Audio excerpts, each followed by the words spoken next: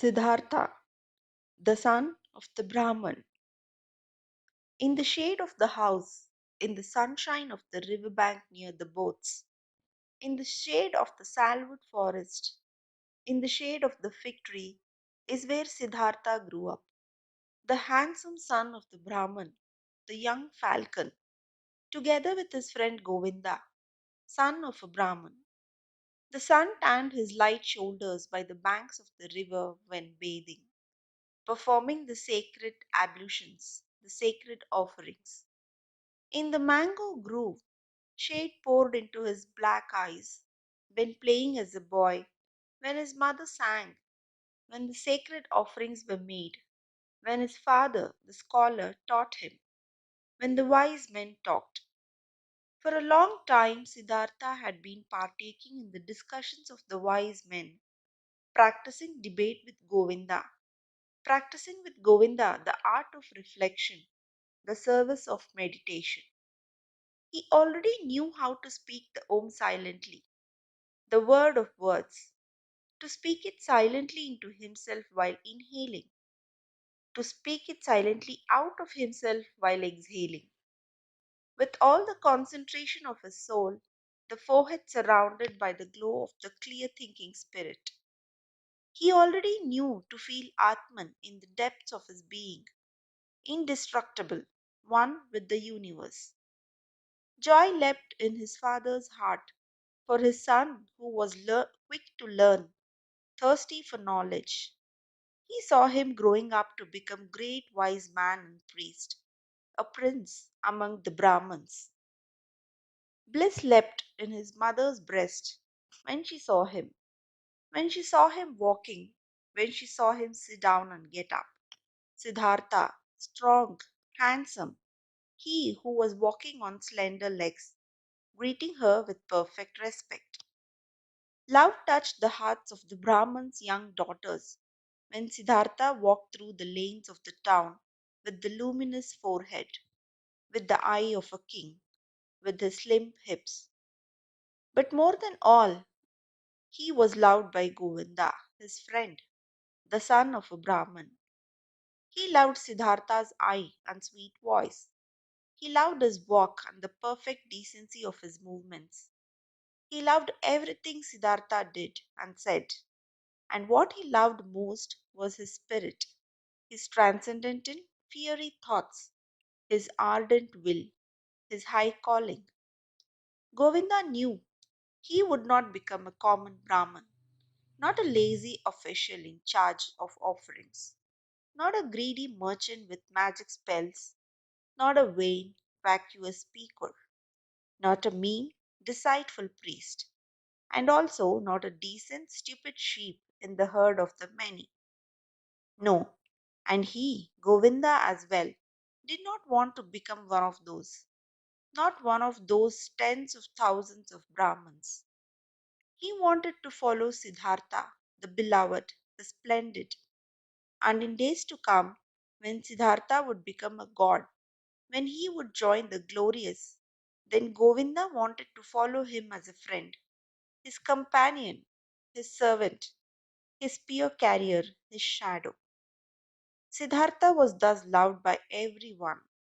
He was a source of joy for everybody. He was a delight for them all. But he, Siddhartha, was not a source of joy for himself. He found no delight in himself.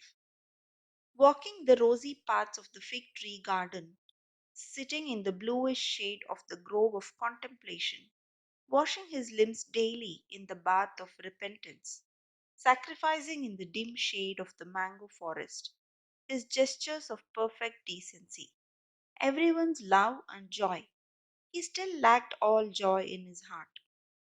Dreams and restless thoughts came into his mind, flowing from the water of the river, sparkling from the stars of the night, melting from the beams of the sun.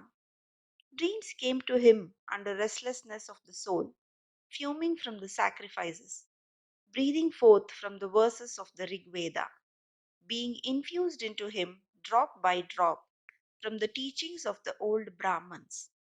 Siddhartha had started to nurse discontent in himself. He had started to feel that the love of his father and the love of his mother, and also the love of his friend Govinda, would not bring him joy for ever and ever, would not nurse him, feed him, satisfy him. He had started to suspect that his vulnerable father and his other teachers, that the wise Brahmins had already revealed to him the most and best of their wisdom, and they had already filled his expecting vessel with their richness. And the vessel was not full. The spirit was not content. The soul was not calm. The heart was not satisfied. The ablutions were good, but they were water. They did not wash off the sin. They did not heal the spirit's thirst. They did not relieve the fear in his heart. The sacrifices and the invocation of the gods were excellent. But was that all? Did the sacrifices give a happy fortune? And what about the gods? Was it really Prajapati who had created the world? Was it not the Atman, he, the only one, the singular one? Were the gods not creations, created like me and you, subject to time, mortal? Was it therefore good? Was it right? Was it meaningful and the highest occupation to make offerings to gods? For whom else were offerings to be made? Who else was to be worshipped but him, the only one, the Atman?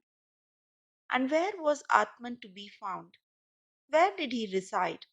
Where did his eternal heart beat? Where else but in one's own self, in its innermost part, in its indestructible part, which everyone had in himself? But where was this self, this innermost part, this ultimate part? It was not flesh and bone, it was neither thought nor consciousness. Thus the wisest ones taught. So, where, where was it? To reach this place, the self, myself, the Atman, there was another way, which was worthwhile looking for. Alas, and nobody showed this way. Nobody knew it. Not the Father, and not the teachers and wise men, not the holy sacrificial songs. They knew everything. The Brahmins and their holy books. They knew everything. They had taken care of everything, and of more than everything, the creation of the world, the origin of speech, of food, of inhaling, of exhaling, the arrangement of the senses, and the acts of the gods. They knew infinitely much. But was it valuable to know all of this, not knowing that one and only thing, the most important thing, the solely important thing? Surely, many verses of the holy books, particularly the Upanishads of Samaveda, spoke of this innermost and ultimate thing. Wonderful verses. Your soul is the whole world, was written there. And it was written that man in his sleep, in his deep sleep, would meet with his innermost part and would reside in the Atman. Marvelous wisdom was in these verses. All knowledge of the wisest ones had been collected here in magic words, pure as honey collected by bees. No, not to be looked down upon was the tremendous amount of enlightenment which lay here, collected and preserved by innumerable generations of wise Brahmins. But where were the Brahmins? Where the priests? Where the wise men or penitents who had succeeded in not just knowing this deepest of all knowledge, but also to live it? Where was the knowledgeable one who wove his spell to bring his familiarity with the Atman out of the sleep into the state of being awake, into the life, into every step of the way, into word and deed? Siddhartha knew many venerable Brahmins, chiefly his father, the pure one, the scholar, the most venerable one. His father was to be admired. Quiet and noble were his manners, pure his life, wise his words, delicate and noble thoughts lived behind its brow. But even he, who knew so much, did not live in blissfulness. Did he have peace? Was he not also just a searching man, a thirsty man? Did he not, again and again, have to drink from holy sources as a thirsty man, from the offerings, from the books, from the disputes of the Brahmins? Why did he, the irreproachable one, have to wash off sins every day, strive for a cleansing every day, over and over every day? Was not Atman in him? Did not the pristine source spring from his heart? It had to be found, the pristine source in one's own self. It had to be possessed. Everything else was searching, was a detour, was getting lost. Thus were Siddhartha's thoughts. This was his thirst. This was his offering. Often he spoke to himself from a Chandogya Upanishad the words, "Truly, the name of the Brahman is Satyam. Verily, he who knows such a thing will enter the heavenly world every day." Often it seemed near, the heavenly world, but never he had reached it completely. Never he had quenched the ultimate thirst. And among all the wise and wisest men he knew and whose instructions he had received, among all of them there was no one who had reached it completely, the heavenly world, who had quenched it completely, the eternal thirst. Govinda, Siddhartha spoke to his friend. Govinda, my dear, come with me under the banyan tree. Let's practice meditation. They went to the banyan tree. They sat down. Siddhartha right here, Govinda 20 paces away. While putting himself down, ready to speak the Om, Siddhartha repeated, murmuring the verse: Om is the bow, the arrow is soul. The Brahman is the arrow's target that one should incessantly hit. After the usual time of the exercise and meditation had passed, Govinda rose. The evening had come. It was time to perform the evening's ablution. He called Siddhartha's name. Siddhartha did not answer. Siddhartha sat lost there in thought. His eyes were rigidly focused towards a very distant target. The tip of his tongue was protruding a little between the teeth. He seemed not to breathe. Thus sat he, wrapped up in contemplation, thinking Om, his soul sent after the Brahman as an arrow. Once Samanas had travelled through Siddhartha's town, ascetics on a pilgrimage. Three skinny, withered men, neither old nor young, with dusty and bloody shoulders, almost naked, scorched by the sun, surrounded by loneliness, strangers and enemies to the world, strangers and lank jackals in the realm of humans. Behind them blew a hot scent of quiet passion, of destructive service, of merciless self denial. In the evening, after the hour of contemplation, Siddhartha spoke to Govinda. Early morning tomorrow, my friend, Siddhartha will go to the Samanas. He will become a Samana.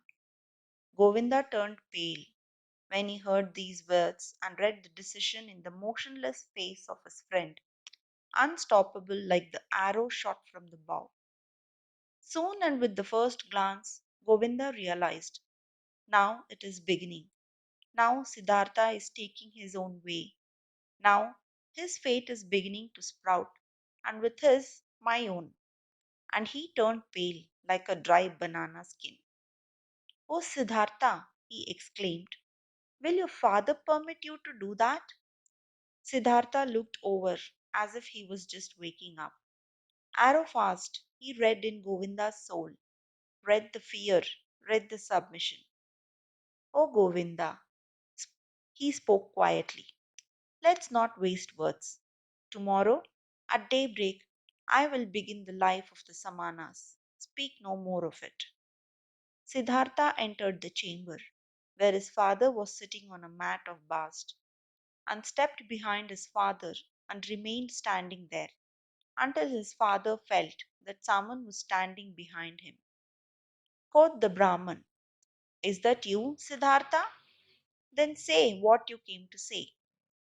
Quoth Siddhartha, with your permission, my father, I came to tell you that it's my longing to leave your house tomorrow and go to the ascetics. My desire is to become a Samana. May my father not oppose this. The Brahman fell silent and remained silent for so long that the stars in the small window wandered and changed their relative positions. There, the silence was broken. Silent and motionless stood the son with his arms folded. Silent and motionless sat the father on the mat, and the stars traced their paths in the sky. Then spoke the father. Not proper it is for a Brahman to speak harsh and angry words, but indignation is in my heart. I wish not to hear this request for a second time from your mouth. Slowly the Brahman rose. Siddhartha stood silently, his arms folded. What are you waiting for? Asked the father. Quoth Siddhartha, you know what? Indignant, the father left the chamber. Indignant, he went to his bed and lay down. After an hour, since no sleep had come over his eyes, the Brahman stood up, paced to and fro, and left the house. Through the small window of the chamber, he looked back inside, and there he saw Siddhartha standing, his arms folded, not moving from his spot. Pale shimmered his braid robe. With anxiety in his heart, the father returned to his bed. After another hour, since no sleep had come over his eyes, the Brahman stood up again, paced to and fro, walked out of the house, and saw that the moon had risen. Through the window of the chamber, he looked back inside. There stood Siddhartha, not moving from his spot, his arms folded, moonlight reflecting from his bare shins. With worry in his heart, the father went back to bed. And he came back after an hour. He came back after 2 hours, looked through the small window, saw Siddhartha standing in the moonlight by the light of the stars in the darkness. And he came back hour after hour, silently. He looked into the chamber, saw him standing in the same place, filled his heart with anger, filled his heart with unrest, filled his heart with anguish, filled it with sadness. And in the night's last hour, before the day began, he returned, stepped into the room, saw the young man standing there, who seemed tall and like a stranger to him. Siddhartha, he spoke, what are you waiting for? You know what? Will you always stand that way and wait until it will become morning, noon, and evening? I will stand and wait. You will become tired, Siddhartha. I will become tired. You will fall asleep, Siddhartha. I will not fall asleep. You will die, Siddhartha. I will die. And would you rather die than obey your father? Siddhartha has always obeyed his father. So will you abandon your plan? Siddhartha will do what his father will tell him to do. The first light of day shone into the room. The Brahman saw that Siddhartha was trembling softly in his knees. In Siddhartha's face, he saw no trembling. His eyes were fixed on a distant spot. Then his father realized that even now Siddhartha no longer dwelt with him in his home, and he had already left him. The father touched Siddhartha's shoulder. You will, he spoke, go into the forest and be a samana. When you'll have found blissfulness in the forest, then come back and teach me to be blissful. If you'll find disappointment, then return and let us once again make offerings to the gods together. Go now and kiss your mother. Tell her where you're going to. But for me, it's time to go to the river and to perform the first ablution. He took his hand from the shoulder of his son and went outside. Siddhartha wavered to the side as he tried to walk. He put his limbs back under control, bowed to his father, and went to his mother to do his father had said. As he slowly left on stiff legs in the first light of day, the still quiet town, a shadow rose near the last hut, who had crouched there and joined the pilgrim, Govinda. You have come, said Siddhartha and smiled. I have come, said Govinda. Chapter 2. With the Samanas. In the evening of this day, they caught up with the ascetics, the skinny Samanas, and offered them their companionship and obedience. They were accepted. Siddhartha gave his garments to a poor Brahmin in the street. He wore nothing more than the loin cloth and the earth colored unsewn cloak. He ate only once a day and never something cooked. He fasted for 15 days. He fasted for 28 days. The flesh waned from his thighs and cheeks. Feverish dreams flickered from his enlarged eyes. Long nails grew slowly on his parched fingers, and a dry, shaggy beard grew on his chin. His glance turned to icy when he encountered women. His mouth twitched with contempt when he walked through a city of nicely dressed people. He saw merchants trading, princes hunting, mourners wailing for their dead, wars offering themselves, physicians trying to help the sick, priests determining the most suitable day for seeding, lovers loving, mothers nursing their children. And all of this was not worthy of one look from his eye. It all lied, it all stank, it all stank of lies, it all pretended to be meaningful and joyful and beautiful, and it was all just concealed putrefaction. The world tasted bitter. Life was torture. A goal stood before Siddhartha, a single goal to become empty, empty of thirst, empty of wishing, empty of dreams, empty of joy and sorrow, dead to himself, not to be a self anymore, to find tranquility with an emptied heart, to be open to miracles in unselfish thoughts. That was his goal. Once all of myself was overcome and had died, once every desire and every urge was silent in the heart, then the ultimate part of me had to awake, the innermost of my being, which is no longer myself, the great secret. Silently, Siddhartha exposed himself to burning rays of the sun directly above, glowing with pain, glowing with thirst, and stood there until he neither felt any pain nor thirst any more. Silently, he stood there in the rainy season. From his hair, the water was dripping over freezing shoulders, over freezing hips and legs, and the penitent stood there until he couldn't feel the cold in his shoulders and legs anymore, until they were silent, until they were quiet. Silently, he cowered in the thorny bushes. Blood dripped from the burning skin, from festering wounds dripped pus, and Siddhartha stayed rigidly, stayed motionless, until no blood flowed anymore, until nothing stung anymore, until nothing burned anymore. Siddhartha sat upright and learned to breathe sparingly, learned to get along with only few breaths, learned to stop breathing.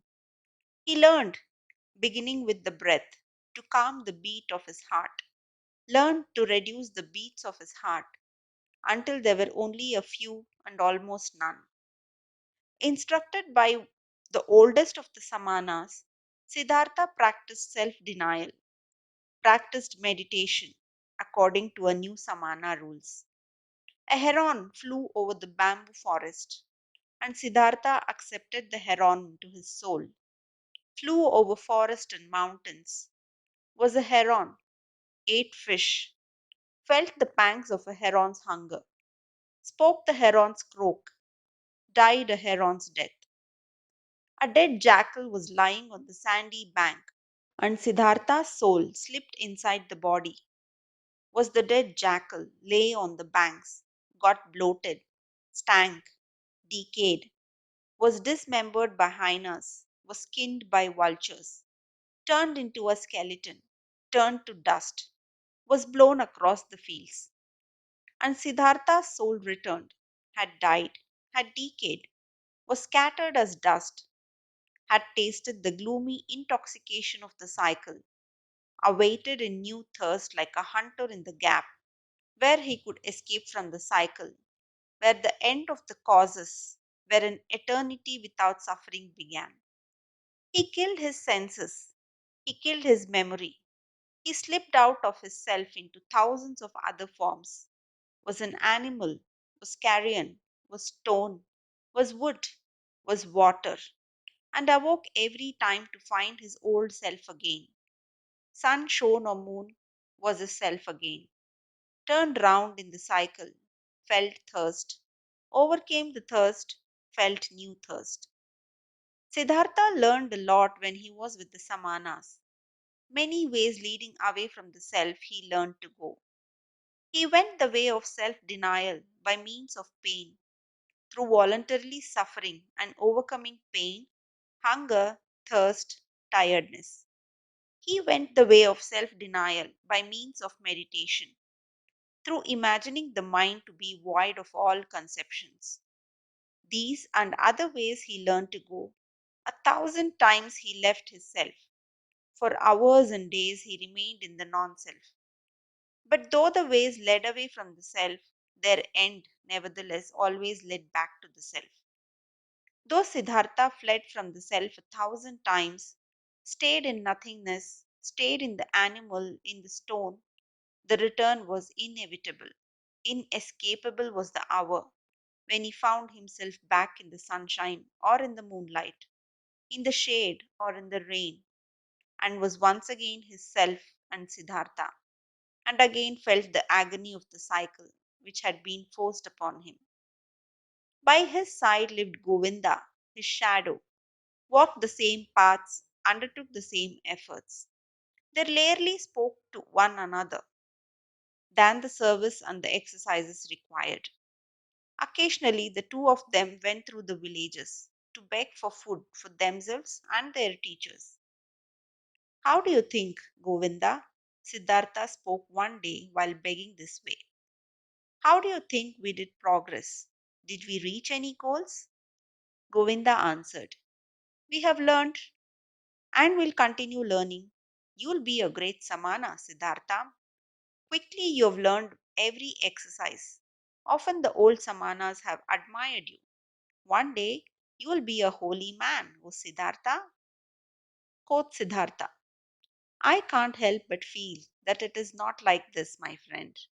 What I have learnt being among the Samanas up to this day, this, O Govinda, I could have learned more quickly and by simpler means.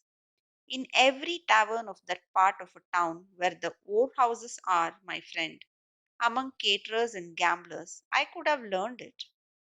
Quoth Govinda, Siddhartha is putting me on. How could you have learned meditation, holding your breath, insensitivity against hunger and pain there among these wretched people? And Siddhartha said quietly, as if he was talking to himself, what is meditation? What is leaving one's body? What is fasting? What is holding one's breath? It's fleeing from the self. It's a short escape of the agony of being a self. It's a short numbing of the senses against the pain and the pointlessness of life. The same escape, the same short numbing is what the driver of an ox cart finds in the inn, drinking of a few bowls of rice wine or fermented coconut milk. Then he won't feel himself anymore. Then he won't feel the pains of life anymore. Then he finds a short numbing of the senses. When he falls asleep over his bowl of rice wine, he'll find the same what Siddhartha and Govinda find when they escape their bodies through long exercises, staying in the non self. This is how it is, O Govinda. Quoth Govinda, you say so, O friend, and yet you know that Siddhartha is no driver of an ox cart and a Samana is no drunkard. It's true that a drinker numbs his senses. It's true that he briefly escapes and rests, but he'll return from the delusion, finds everything to be unchanged, has not become wiser, has gathered no enlightenment, has not risen several steps. And Siddhartha spoke with a smile. I do not know. I have never been a drunkard. But that I, Siddhartha, find only a short numbing of the senses in my exercises and meditations, and that I am just as far removed from wisdom, from salvation, as a child in the mother's womb. This I know, O Govinda, this I know. And once again, another time, when Siddhartha left the forest together with Govinda to beg for some food in the village for their brothers and teachers, Siddhartha began to speak and said, what now, O Govinda? Might we be on the right path? Might we get closer to enlightenment? Might we get closer to salvation? Or do we perhaps live in a circle? We, who have thought we were escaping the cycle. Quoth Govinda, we have learned a lot, Siddhartha. There is still much to learn. We are not going around in circles. We are moving up. The circle is a spiral. We have already ascended many a levels. Siddhartha answered, how old would you think is our oldest Samana, our venerable teacher? Quoth Govinda, our oldest one might be about 60 years of age. And Siddhartha, he has lived for 60 years and has not reached the nirvana. He'll turn 70 and 80, and you and me, we will grow just as old, and we'll do our exercises, and will fast, and will meditate. But we will not reach the nirvana. He won't, and we won't. Oh Govinda, I believe out of all the Samanas out there, perhaps not a single one will reach the nirvana. We find comfort, we find numbness, we learn feasts to deceive others. But the most important thing, the path of paths, we will not find. If you only, spoke Govinda, wouldn't speak such terrible words, Siddhartha. How could it be that among so many learned men, among so many Brahmins, among so many astute and venerable Samanas, among so many who are searching, so many who are eagerly trying, so many holy men, no one will find the path of paths? But Siddhartha said in a voice which contained just as much sadness as mockery, with a quiet and slightly sad, a slightly mocking voice. Soon, Govinda, your friend will leave the path of the Samanas. He has walked along your side for so long. I am suffering of thirst, O Govinda, and on this long path of a Samana, my thirst has remained as strong as ever. I always thirsted for knowledge. I have always been full of questions. I have asked the Brahmanas year after year, and I have asked the holy Vedas year after year, and I have asked the devout Samanas year after year. Perhaps, O Govinda, it had been just as well, had been just as smart and just as profitable if I had asked the hornbill bird or the chimpanzee. It took me a long time, and I am not finished learning this yet. O Govinda, that there's nothing to be learned. There's indeed no such thing, so I believe, as what we refer to as learning. There is, O my friend, just one knowledge. This is everywhere. This is Atman. This is within me and within you and within every creature. And so I'm starting to believe that this knowledge has no worser enemy than the desire to know it, than learning. At this, Govinda stopped on the path, rose his hands, and spoke. If you, Siddhartha, only would not bother your friend with this kind of talk. Truly, your words stir up fear in my heart. And just consider what would become of the sanctity of prayer? What of the venerability of the Brahmanas caste? What of the holiness of the Samanas? If it was as you say, if there was no learning? What, O Siddhartha, what would then become of all of this what is holy, what is precious, what is venerable on earth? And Govinda mumbled a verse to himself, a verse from the Upanishad. He who ponderingly of a purified spirit loses himself in the meditation of Atman unexpressible by words, is his blissfulness of his heart.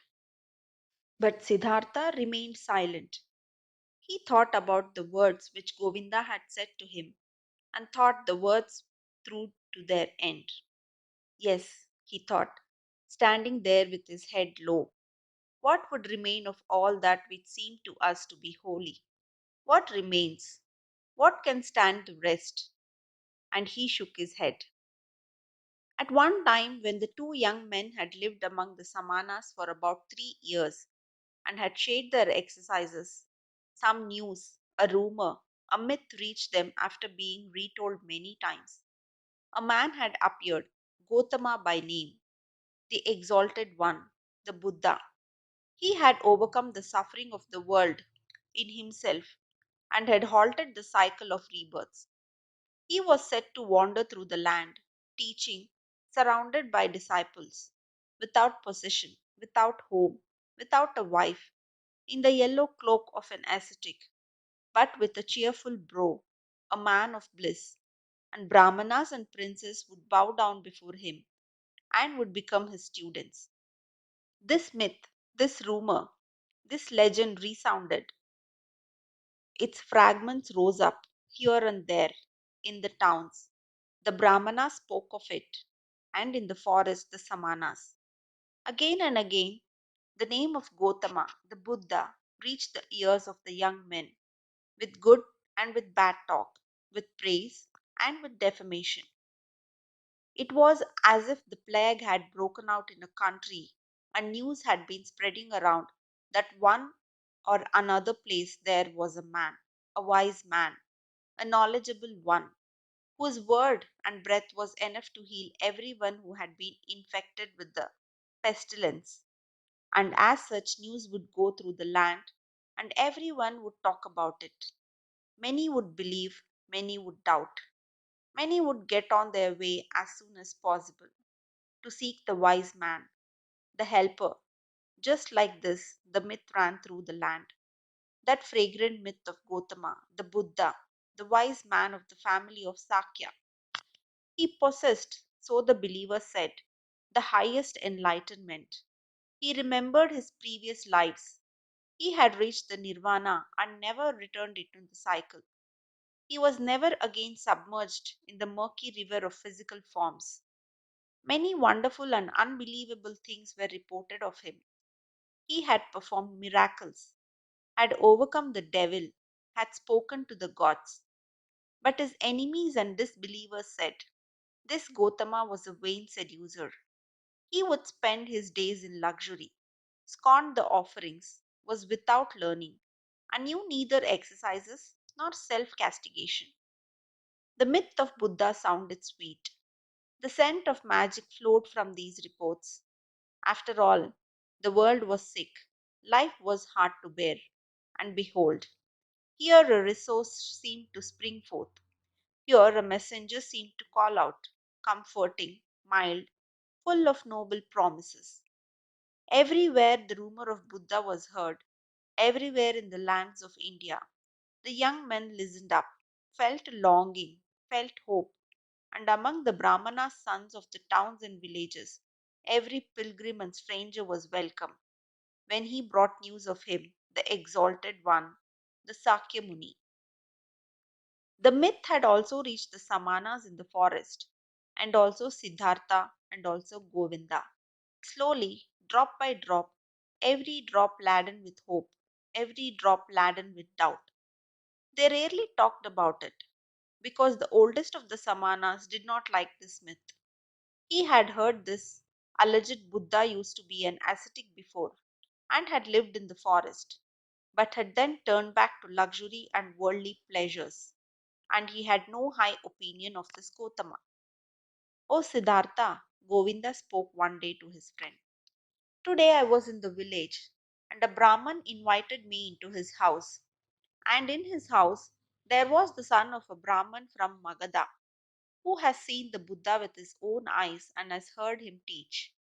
Verily, this made my chest ache when I breathed, and thought to myself, if only I too would, if only we both would too, Siddhartha and me, Live to see the hour when we will hear the teachings from the mouth of this perfected man. Speak, friend. Wouldn't we want to go there too and listen to the teachings from the Buddha's mouth? Quoth Siddhartha. Always, O Govinda. I had thought Govinda would stay with the Samanas. Always I had believed his goal was to live to be 60 and 70 years of age and to keep on practicing those feasts and exercises which are becoming a Samana. But behold, I had not known Govinda well enough. I knew little of his heart.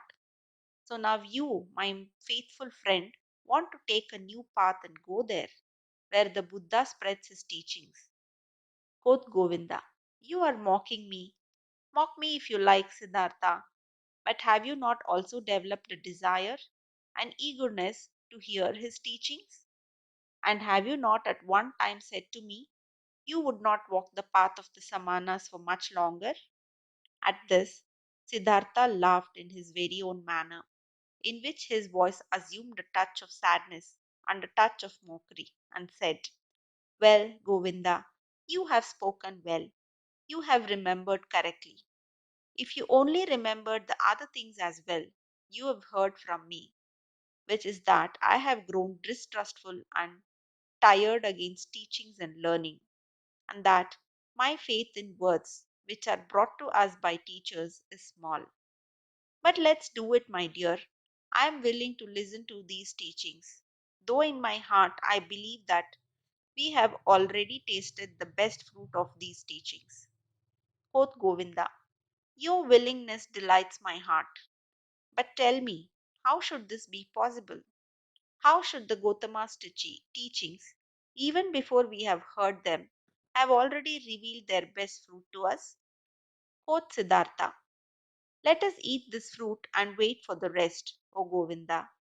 But this fruit, which we already now receive thanks to the Gotama, consisted in him calling us away from the Samanas. Whether he has also other and better things to give us, O friend, let us await with calm hearts. On this very same day, Siddhartha informed the oldest one of the Samanas of his decision that he wanted to leave him. He informed the oldest one with all the courtesy and modesty becoming to a younger one and a student. But the Samana became angry because the two young men wanted to leave him and talked loudly and used crude swear words. Govinda was startled and became embarrassed, but Siddhartha put his mouth close to Govinda's ear and whispered to him, now, I want to show the old man that I have learned something from him. Positioning himself closely in front of the Samana, with a concentrated soul, he captured the old man's glance with his glances, deprived him of his power, made him mute, took away his free will, subdued him under his own will, commanded him to do silently whatever he demanded him to do. The old man became mute. His eyes became motionless. His will was paralyzed. His arms were hanging down. Without power, he had fallen victim to Siddhartha's spell. But Siddhartha's thoughts brought the Samana under his control. He had to carry out what they commanded. And thus, the old man made several bows, performed gestures of blessing, spoke stammeringly a godly wish for a good journey, and the young men returned the bows with thanks, returned the wish, went on their way with salutations. On the way, Govinda said, oh Siddhartha, you have learned more from the Samanas than I knew. It is hard, it is very hard to cast a spell on an old Samana. Truly, if you had stayed there, you would soon have learned to walk on water. I do not seek to walk on water, said Siddhartha. Let old Samanas be content with such feasts.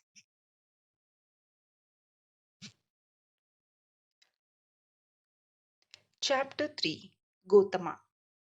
In the town of Savatthi, every child knew the name of the exalted Buddha, and every house was prepared to fill the alms dish of Gotama's disciples, the silently begging ones. Near the town was Gotama's favorite place to stay, the grove of Jetavana, which the rich merchant Anantapindika, an obedient worshipper of the Exalted One, had given him and his people for a gift. All tales and answers which the two young ascetics had received in their search for Gotama's abode had pointed them towards this area. On arriving at Savati in the very first house, before the door of which they stopped to beg, food had been offered to them, and they accepted the food. And Siddhartha asked the woman who handed them the food, "We would like to know, O charitable one, where the Buddha dwells, the most venerable one, for we are two Samanas from the forest and have come to see him, the perfected one, and to hear the teachings from his mouth." Quoth the woman, "Here, you have truly come to the right place, you Samanas from the forest. You should know, in Jetavana, in the garden of Anantapindika, is where the Exalted One dwells. There you pilgrims shall spend the night, for there is enough space for the innumerable who flock here to hear the teachings from his mouth." This made Govinda happy, and full of joy he exclaimed, "Well so, thus we have reached our destination, and our path has come to an end. But tell us, O mother of the pilgrims, do you know him, the Buddha? Have you seen him with your own eyes?" Quoth the woman, "Many times I have seen him, the exalted one. On many days I have seen him walking through the alleys in silence, wearing his yellow cloak, presenting his alms dish in silence at the doors of the houses, leaving with a filled dish." Delightedly, Govinda listened and wanted to ask and hear much more, but Siddhartha urged him to walk on. They thanked and left and hardly had to ask for directions, for rather many pilgrims and monks, as well from Gotama's community, were on their way to the Jetavana, and since they reached it at night, there were constant arrivals, shouts, and talks of those who sought shelter and got it. The two Samanas, accustomed to live in the forest, found quickly and without making any noise a place to stay, and rested there until the morning. At sunrise, they saw with astonishment what a large crowd of believers and curious people had spent the night here. On all parts of the marvelous grove, monks walked in yellow robes. Under the trees, they sat here and there in deep contemplation or in a conversation about spiritual matters. The shady gardens looked like a city full of people, bustling like bees. The majority of the monks went out with their alms dish to collect food in town for their lunch, the only meal of the day. The Buddha himself, the enlightened one, was also in the habit of taking this walk to beg in the morning. Siddhartha saw him, and he instantly recognized him, as if a god had pointed him out to him. He saw him, a simple man in a yellow robe, bearing the alms dish in his hand, walking silently. "Look here," Siddhartha said quietly to Govinda. "This one is the Buddha." Attentively, Govinda looked at the monk in the yellow robe, who seemed to be in no way different from the hundreds of other monks. And soon Govinda also realized this is the one, and they followed him and observed him. The Buddha went on his way, modestly and deeply in his thoughts. His calm face was neither happy nor sad. It seemed to smile quietly and inwardly. With a hidden smile, quiet, calm, somewhat resembling a healthy child, the Buddha walked, wore the robe, and placed his feet just as all of his monks did, according to a precise rule. But his face and his walk, his quietly lowered glance, his quietly dangling hand, and even every finger of his quietly dangling hand expressed peace, expressed perfection, did not search, did not imitate, breathed softly in an unwithering calm, in an unwithering light, an untouchable peace. Thus, Gotama walked towards the town to collect alms, and the two Samanas recognized him solely by the perfection of his calm, by the quietness of his appearance, in which there was no searching, no desire, no imitation, no effort to be seen, only light and peace. Today, we'll hear the teachings from his mouth, said Govinda. Siddhartha did not answer. He felt little curiosity for the teachings. He did not believe that they would teach him anything, but he had, just as Govinda had, heard the contents of this Buddha's teachings again and again, though these reports only represented second or third hand information. But attentively he looked at Gotama's head, his shoulders, his feet, his quietly dangling hand, and it seemed to him as if every joint of every finger of this hand was these teachings, spoke of, breathed of, exhaled the fragrant of, glistened of truth.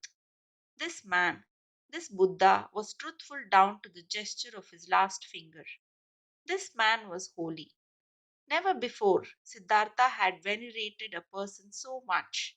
Never before he had loved a person as much as this one. They both followed the Buddha until they reached the town and then returned in silence, for they themselves intended to abstain from on this day. They saw Gotama returning. What he ate could not even have satisfied a bird's appetite, and they saw him retiring into the shade of the mango trees. But in the evening, when the heat cooled down and everyone in the camp started to bustle about and gathered around, they heard the Buddha teaching. They heard his voice, and it was also perfected, was of perfect calmness, was full of peace. Gotama taught the teachings of suffering, of the origin of suffering, of the way to relieve suffering. Calmly and clearly, his quiet speech flowed on. Suffering was life, full of suffering was the world, but salvation from suffering had been found. Salvation was obtained by him. He would walk the path of the Buddha. With a soft yet firm voice, the Exalted One spoke, taught the four main doctrines, taught the Eightfold Path. Patiently he went the usual path of the teachings, of the examples, of the repetitions.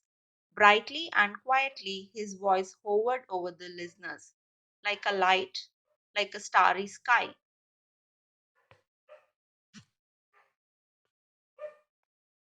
When the Buddha, night had already fallen, ended his speech, many a pilgrim stepped forward and asked to be accepted into the community, sought refuge in the teachings. And Gotama accepted them by speaking. You have heard the teachings well. It has come to you well. Thus, join us and walk in holiness, to put an end to all suffering. Behold, then Govinda, the shy one, also stepped forward and spoke. I also take my refuge in the Exalted One and his teachings. And he asked to be accepted into the community of his disciples and was accepted. Right afterwards, when the Buddha had retired for the night, Govinda turned to Siddhartha and spoke eagerly. Siddhartha, it's not my place to scold you. We have both heard the Exalted One. We have both perceived the teachings. Govinda has heard the teachings. He has taken refuge in it. But you, my honored friend, don't you also want to walk the path of salvation? Would you want to hesitate? Do you want to wait any longer? Siddhartha awakened as if he had been asleep when he heard Govinda's words. For a long time he looked into Govinda's face.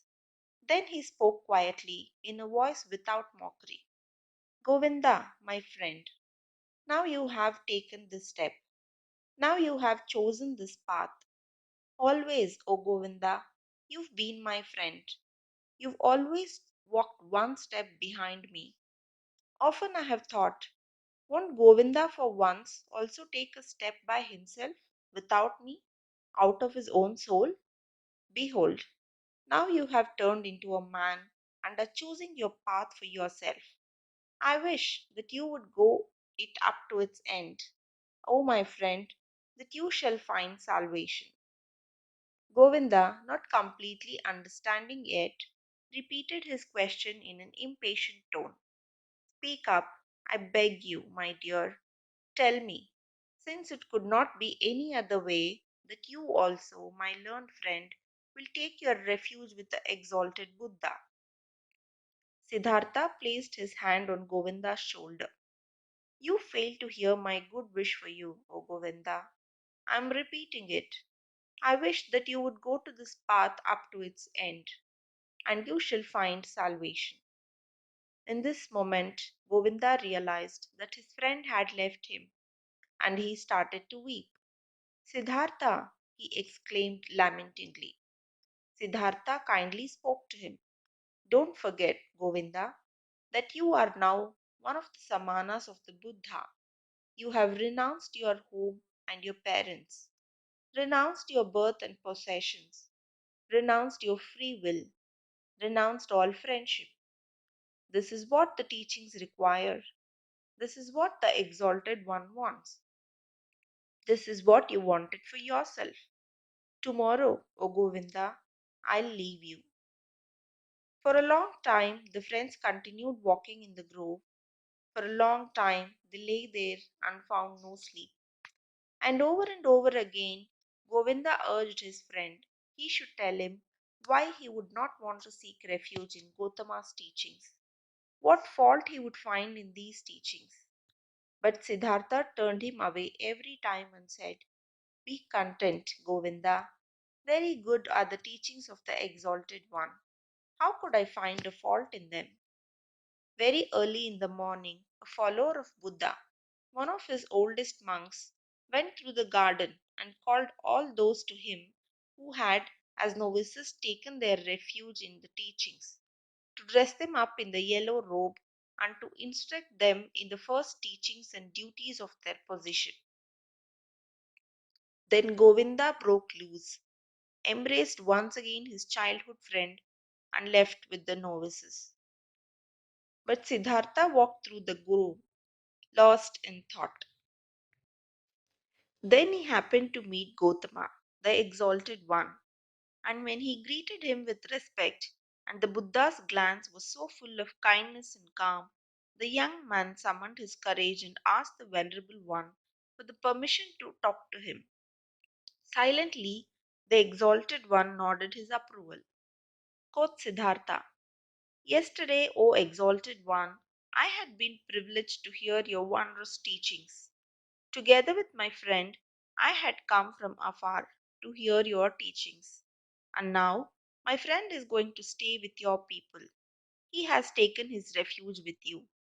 But I will again start on my pilgrimage.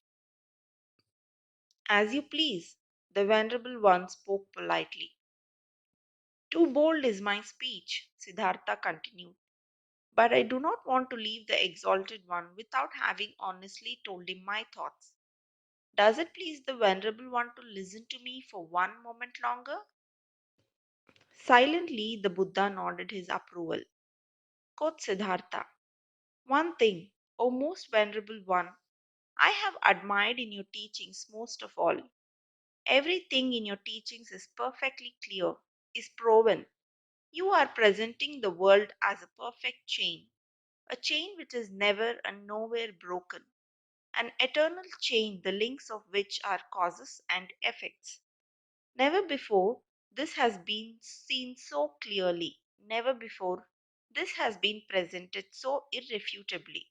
Truly, the heart of every Brahman has to beat strong with love. Once he has seen the world through your teachings, perfectly connected, without gaps, clear as a crystal, not depending on chance, not depending on gods. Whether it may be good or bad, whether living according to it would be suffering or joy, I do not wish to discuss. Possibly this is not essential, but the uniformity of the world, that everything which happens is connected, that the great and the small things are all encompassed by the same forces of time, by the same laws of causes, by coming into being and of dying. This is what shines brightly out of your exalted teachings, O perfected one. But according to your very own teachings, this unity and necessary sequence of all things is nevertheless broken in one place, through a small gap. This world of unity is invaded by something alien, something new, something which had not been there before. and which cannot be demonstrated and cannot be proven. These are your teachings of overcoming the world, of salvation.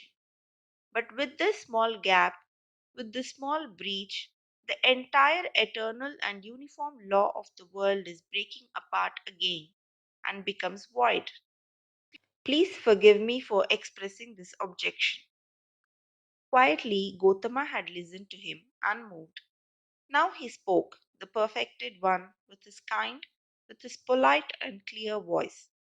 You have heard the teachings, O son of a Brahman, and good for you that you have thought about it thus deeply. You have found a gap in it, an error. You should think about this further. But be warned, O seeker of knowledge, of the thickest of opinions and of arguing about words. There is nothing to opinions. They may be beautiful or ugly, smart or foolish. Everyone can support them or discard them. But the teachings you've heard from me are no opinion, and their goal is not to explain the world to those who seek knowledge. They have a different goal. Their goal is salvation from suffering. This is what Gotama teaches, nothing else. I wish that you, O exalted one, would not be angry with me, said the young man. I have not spoken to you like this to argue with you, to argue about words. You are truly right. There is little to opinions. But let me say this one more thing. I have not doubted in you for a single moment. I have not doubted for a single moment that you are Buddha, that you have reached the goal, the highest goal towards which so many thousands of Brahmins and sons of Brahmins are on their way. You have found salvation from death. It has come to you in the course of your own search, on your own path, through thoughts, through meditation, through realizations, through enlightenment. It has not come to you by means of teachings. And thus is my thought, O exalted one. Nobody will obtain salvation by means of teachings. You will not be able to convey and say to anybody, O venerable one, in words and through teachings, what has happened to you in the hour of enlightenment. The teachings of the enlightened Buddha contain much. It teaches many to live righteously, to avoid evil. But there's one thing which these so venerable teachings do not contain. They do not contain the mystery of what the exalted one has experienced for himself. He alone among thousands of hundreds. This is what I have thought and realized when I have heard the teachings. This is why I am continuing my travels, not to seek other, better teachings, for I know there are none, but to depart from all the teachings and all teachers and to reach my goal by myself or to die. But often I'll think of this day, O exalted one, and of this hour when my eyes beheld a holy man. The Buddha's eyes quietly looked to the ground. Quietly, in perfect equanimity, his inscrutable face was smiling. I wish, the Venerable One spoke slowly, that your thoughts shall not be in error, that you shall reach the goal. But tell me, have you seen the multitude of my Samanas, my many brothers who have taken refuge in the teachings? And do you believe, O stranger, O Samana, do you believe that it would be better for them all to abandon the teachings and to return into the life, the world of their desires? Fair is such a thought from my mind, exclaimed Siddhartha. I wish that they shall stay with the teachings. They shall reach their goal. It's not my place to judge another person's life. Only for myself alone, I must decide, I must choose, I must refuse. Salvation from the self is what we Samanas search for, O exalted one. If I merely were one of your disciples, O venerable one, I would fear that it might happen to me that only seemingly, only deceptively, myself would be calm and be redeemed, but that in truth it would live on and grow. For then I had replaced myself with the teachings, my duty to follow you, my love for you, and the community of the monks. With half of a smile, with an unwavering openness and kindness, Gotama looked into the stranger's eyes and bid him to leave with a hardly noticeable gesture. You are wise, O Samana, the Venerable One spoke. You know how to talk wisely, my friend. Be aware of too much wisdom. The Buddha turned away, and his glance and half of a smile remained forever etched in Siddhartha's memory.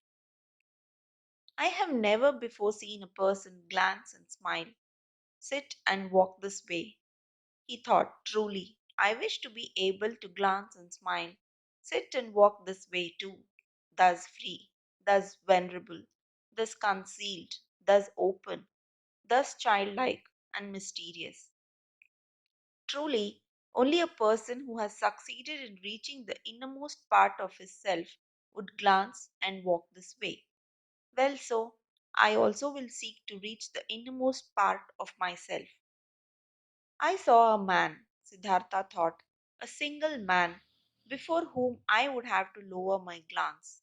I do not want to lower my glance before any other, not before any other. No teachings will entice me anymore, since this man's teachings have not enticed me. I am deprived by the Buddha, thought Siddhartha.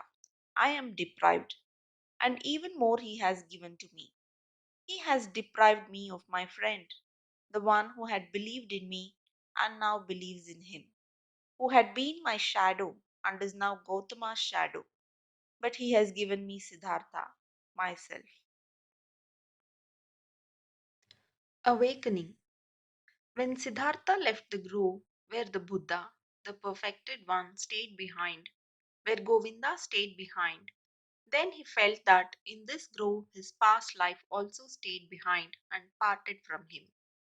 He pondered about this sensation, which filled him completely as he was slowly walking along. He pondered deeply, like diving into a deep water.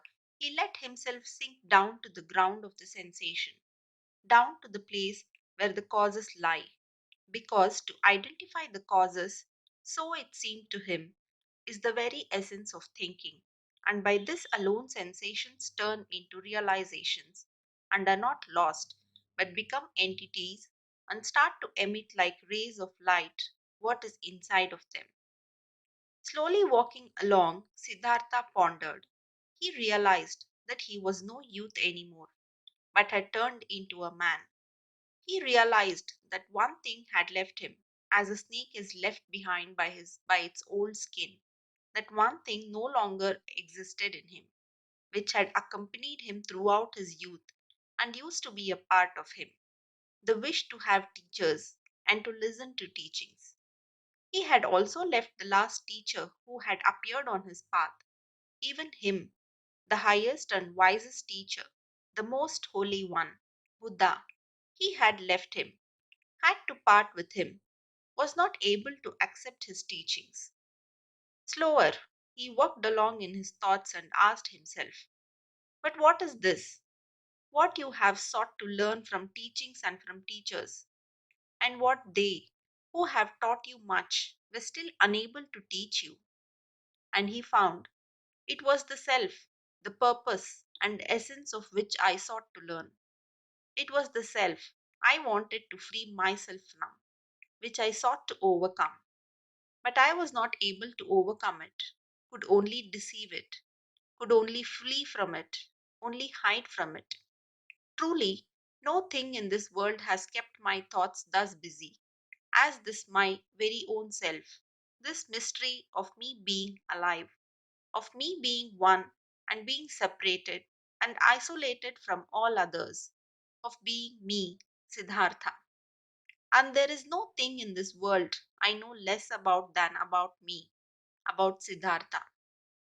Having been pondering while slowly walking along, he now stopped as these thoughts caught hold of him. And right away another thought sprang forth from these, a new thought, which was, that I know nothing about myself, that Siddhartha has remained thus alien and unknown to me, stems from one cause, a single cause. I was afraid of myself. I was fleeing from myself. I searched Atman. I searched Brahman. I was willing to dissect myself and peel off all its layers, to find the core of all peel in its unknown interior, the Atman, the life, the divine part, the ultimate part. But I have lost myself in the process. Siddhartha opened his eyes and looked around. A smile filled his face, and a feeling of awakening from long dreams flowed through him from his head down to his toes. And it was not long before he walked again, walked quickly like a man who knows what he has got to do. Oh, he thought, taking a deep breath. Now I would not let Siddhartha escape from me again. No longer. I want to begin my thoughts and my life with Atman and the suffering of the world. I do not want to kill and dissect myself any longer, to find a secret behind the ruins. Neither Yoga Veda shall teach me any more, nor Atharva Veda, nor the ascetics, nor any kind of teachings. I want to learn from myself, want to be my student, want to get to know myself, the secret of Siddhartha. He looked around as if he was seeing the world for the first time. Beautiful was the world, colorful was the world, strange and mysterious was the world. Here was blue, here was yellow, here was green. The sky and the river flowed. The forest and the mountains were rigid. All of it was beautiful. All of it was mysterious and magical. And in its midst he was, Siddhartha, the awakening one, on the path to himself. All this yellow and blue, river and forest, entered Siddhartha for the first time through the eyes, was no longer a spell of Mara, was no longer the veil of Maya, was no longer a pointless and coincidental diversity of mere appearances, despicable to the deeply thinking Brahman, who scorns diversity, who seeks unity. Blue was blue, river was river, and if also in the blue and the river, in Siddhartha, the singular and divine lived hidden, so it was still that very divinity's way and purpose to be here, yellow, here blue, there sky, there forest, and here Siddhartha. The purpose and the essential properties were not somewhere behind the things, they were in them, in everything. How deaf and stupid have I been, he thought, walking swiftly along. When someone reads a text, wants to discover its meaning, he will not scorn the symbols and letters and call them deceptions, coincidence, and worthless hull, but he will read them, he will study and love them letter by letter. But I, who wanted to read the book of the world and the book of my own being, I have, for the sake of a meaning I had anticipated before I read, scorned the symbols and letters. I called the visible world a deception, called my eyes and my tongue coincidental and worthless forms without substance. No, this is over. I have awakened. I have indeed awakened, have not been born before this very day. In thinking these thoughts, Siddhartha stopped once again, suddenly, as if there was a snake lying in front of him on the path, because suddenly he had also become aware of this.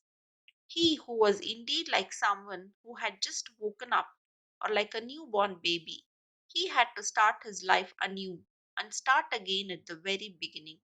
When he had left in this very morning from the grove Jetavana, the grove of that exalted one, already awakening, already on the path towards himself, he had every intention, regarded as natural and took for granted, that he, after years as an ascetic, would return to his home and his father. But now, only in this moment, when he stopped as if a snake was lying in his path, he also awake to this realization. But I am no longer the one I was. I am no ascetic anymore. I am not a priest anymore. I am no Brahman anymore. Whatever should I do at home and at my father's place? Study, make offerings, practice meditation. But all this is over. All of this is no longer alongside my path. Motionless, Siddhartha remained standing there, and for the time of one moment and breath, his heart felt cold. He felt a cold in his chest, as a small animal, a bird or a rabbit, would when seeing how alone he was. For many years he had been without home and had felt nothing. Now he felt it. Still, even in the deepest meditation, he had been his father's son, had been a Brahman of a high caste, a cleric. Now he was nothing but Siddhartha, the awoken one. Nothing else was left. Deeply he inhaled, and for a moment he felt cold and shivered. Nobody was thus alone as he was. There was no nobleman who did not belong to the noblemen, no worker that did not belong to the workers, and found refuge with them, shared their life, spoke their language. No Brahman who would not be regarded as Brahmins and lived with them. No ascetic who would not find his refuge in the caste of the Samanas. And even the most forlorn hermit in the forest was not just one and alone. He was also surrounded by a place he belonged to. He also belonged to a caste in which he was at home. Govinda had become a monk, and 1,000 monks were his brothers, wore the same robe as he, believed in his faith, spoke his language. But he, Siddhartha, where did he belong to? With whom would he share his life? Whose language would he speak? Out of this moment, when the world melted away all around him, when he stood alone like a star in the sky, out of this moment of a cold and despair, Siddhartha emerged, more a self than before, more firmly concentrated. He felt this had been the last tremor of the awakening, the last struggle of his birth. And it was not long until he walked again in long strides, started to proceed swiftly and impatiently, heading no longer for home, no longer to his father, no longer back.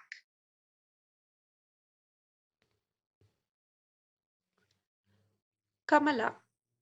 Siddhartha learned something new on every step of his path, for the world was transformed and his heart was enchanted.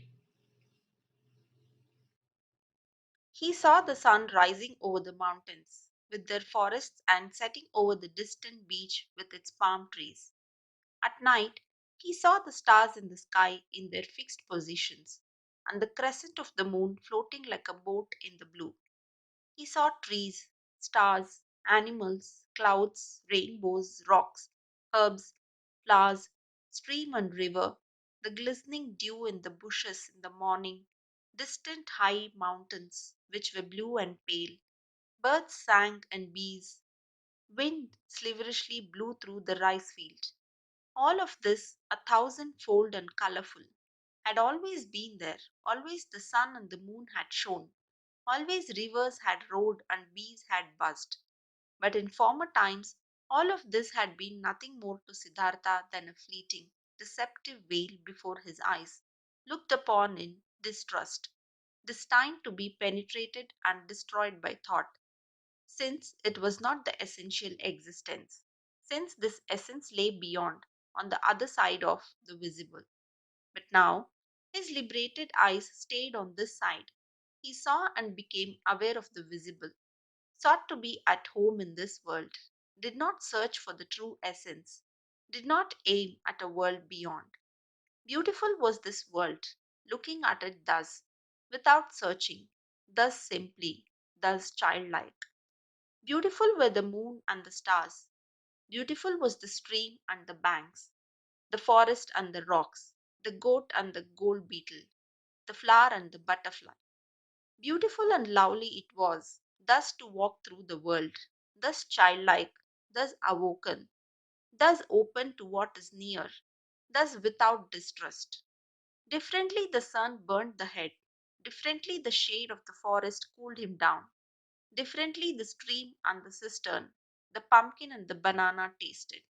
Short were the days, short the nights.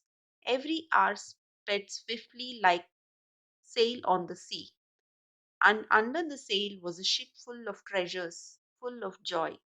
Siddhartha saw a group of apes moving through the high canopy of the forest, high in the branches, and heard their savage, greedy song. Siddhartha saw a male sheep following a female one and mating with her. In a lake of reeds, he saw the pike hungrily hunting for its dinner, propelling themselves away from it in fear, wiggling and sparkling. The young fish jumped in droves out of the water. The scent of strength and passion came forcefully out of the hasty eddies of the water, which the pike stirred up, impetuously hunting. All of this had always existed, and he had not seen it. He had not been with it. Now he was with it. He was part of it. Light and shadow ran through his eyes. Stars and moon ran through his heart.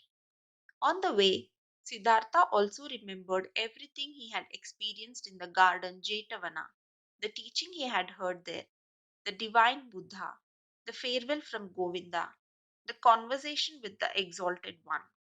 Again, he remembered his own words. He had spoken to the exalted one, every word, and with astonishment he became aware of the fact that there he had said things which he had not really known yet at this time.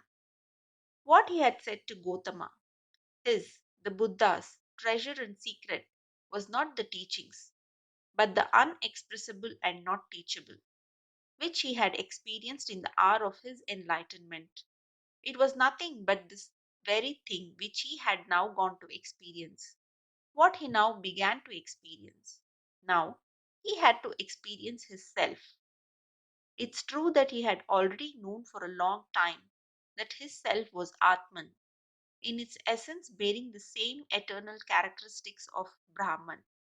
But never he had really found this self, because he had wanted to capture it in the net of thought, with the body definitely not being the self, and not the spectacle of the senses. So it also was not the thought, not the rational mind, not the learned wisdom, not the learned ability to draw conclusions and to develop previous thoughts into new ones. No, this world of thought was also still on this side, and nothing could be achieved by killing the random self of the senses. Both the thoughts as well as the senses were pretty things. The ultimate meaning was hidden behind both of them. Both had to be listened to, both had to be played with, both neither had to be scorned nor overestimated. From both the secret voices of the innermost truth had to be attentively perceived. He wanted to strive for nothing except for what the voice commanded him to strive for, dwell on nothing except where the voice would advise him to do so. Why had Gotama, at that time, in the hour of all hours, sat down under the bo tree, where the enlightenment hit him? He had heard a voice in his own heart, which had commanded him to seek rest under this tree, and he had neither preferred self castigation, offerings, ablutions, nor prayer, neither food nor drink, neither sleep nor dream. He had obeyed the voice. To obey like this, not to an external command, only to the voice, to be ready like this was good. This was necessary. Nothing else was necessary. In the night when he slept in the straw hut of a ferryman by the river, Siddhartha had a dream. Govinda was standing in front of him, dressed in the yellow robe of an ascetic. Sad was how Govinda looked like. Sadly he asked, "Why have you forsaken me?" At this, he embraced Govinda, wrapped his arms around him, and as he was pulling him close to his chest and kissed him, it was not Govinda anymore, but a woman, and a full breast popped out of the woman's dress, at which Siddhartha lay and drank, sweetly and strongly tasted the milk from this breast. It tasted of woman and man. of sun and forest, of animal and flower, of every fruit, of every joyful desire. It intoxicated him and rendered him unconscious. When Siddhartha woke up, the pale river shimmered through the door of the hut, and in the forest, a dark call of an owl resounded deeply and pleasantly. When the day began, Siddhartha asked his host, the ferryman, to get him across the river. The ferryman got him across the river on his bamboo raft. The wide water shimmered reddishly in the light of the morning. "This is a beautiful river," he said to his companion. "Yes," said the ferryman, "a very beautiful river. I love it more than anything. Often I have listened to it, often I have looked into its eyes, and always I have learned from it. Much can be learned from a river." "I, then you, my benefactor," spoke Siddhartha, disembarking on the other side of the river. "I have no gift I could give you for your hospitality, my dear, and also no payment for your work. I am a man without a home, a son of a Brahman and a Samana." "I did see it," spoke the ferryman, "and I haven't expected any payment from you, and no gift, which would be the custom for guests to bear. You will give me the gift another time." "Do you think so?" asked Siddhartha amusedly. "Surely. This too I have learned from the river. Everything is coming back. You too, Samana, will come back. Now farewell. Let your friendship be my reward. Commemorate me when you'll make offerings to the gods." Smiling, they parted. Smiling, Siddhartha was happy about the friendship and the kindness of the ferryman. "He is like Govinda," he thought with a smile. "All I meet on my path are like Govinda. All are thankful, though they are the ones who would have a right to receive thanks. All are submissive. All would like to be friends, like to obey, think little. Like children are all people." At about noon, he came through a village. In front of the mud cottages, children were rolling about in the street, were playing with pumpkin seeds and seashells, screamed and wrestled, but they all timidly fled from the unknown Samana. In the end of the village, the path led through a stream, and by the side of the stream, a young woman was kneeling and washing clothes.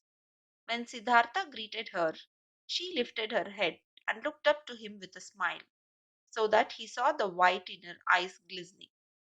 He called out a blessing to her, as it is the custom among travelers, and asked how far he still had to go to reach the large city. Then she got up and came to him.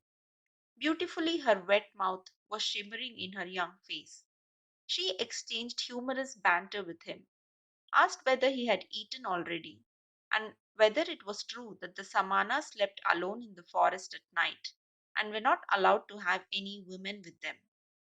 While talking, she put her left foot on his right one and made a movement as a woman does who would want to initiate that kind of sexual pleasure with a man, which the textbooks call climbing a tree. Siddhartha felt his blood heating up, and since in this moment he had to think of his dream again, he bent slightly down to the woman and kissed with his lips the brown nipple of her breast. Looking up, he saw her face smiling full of lust and her eyes, with contracted pupils, begging with desire. Siddhartha also felt desire and felt the source of his sexuality moving. But since he had never touched a woman before, he hesitated for a moment, while his hands were already prepared to reach out for her. And in this moment he heard, shuddering with awe, the voice in his innermost self, and this voice said, "No." Then all charms disappeared from the young woman's smiling face. He no longer saw anything else but the damp glance of a female animal in heat. Politely, he petted her cheek, turned away from her, and disappeared away from the disappointed woman with light steps into the bamboo wood. On this day, he reached the large city before the evening and was happy, for he felt the need to be among people. For a long time he had lived in the forests, and the straw hut of the ferryman, in which he had slept that night, had been the first roof for a long time he has had over his head.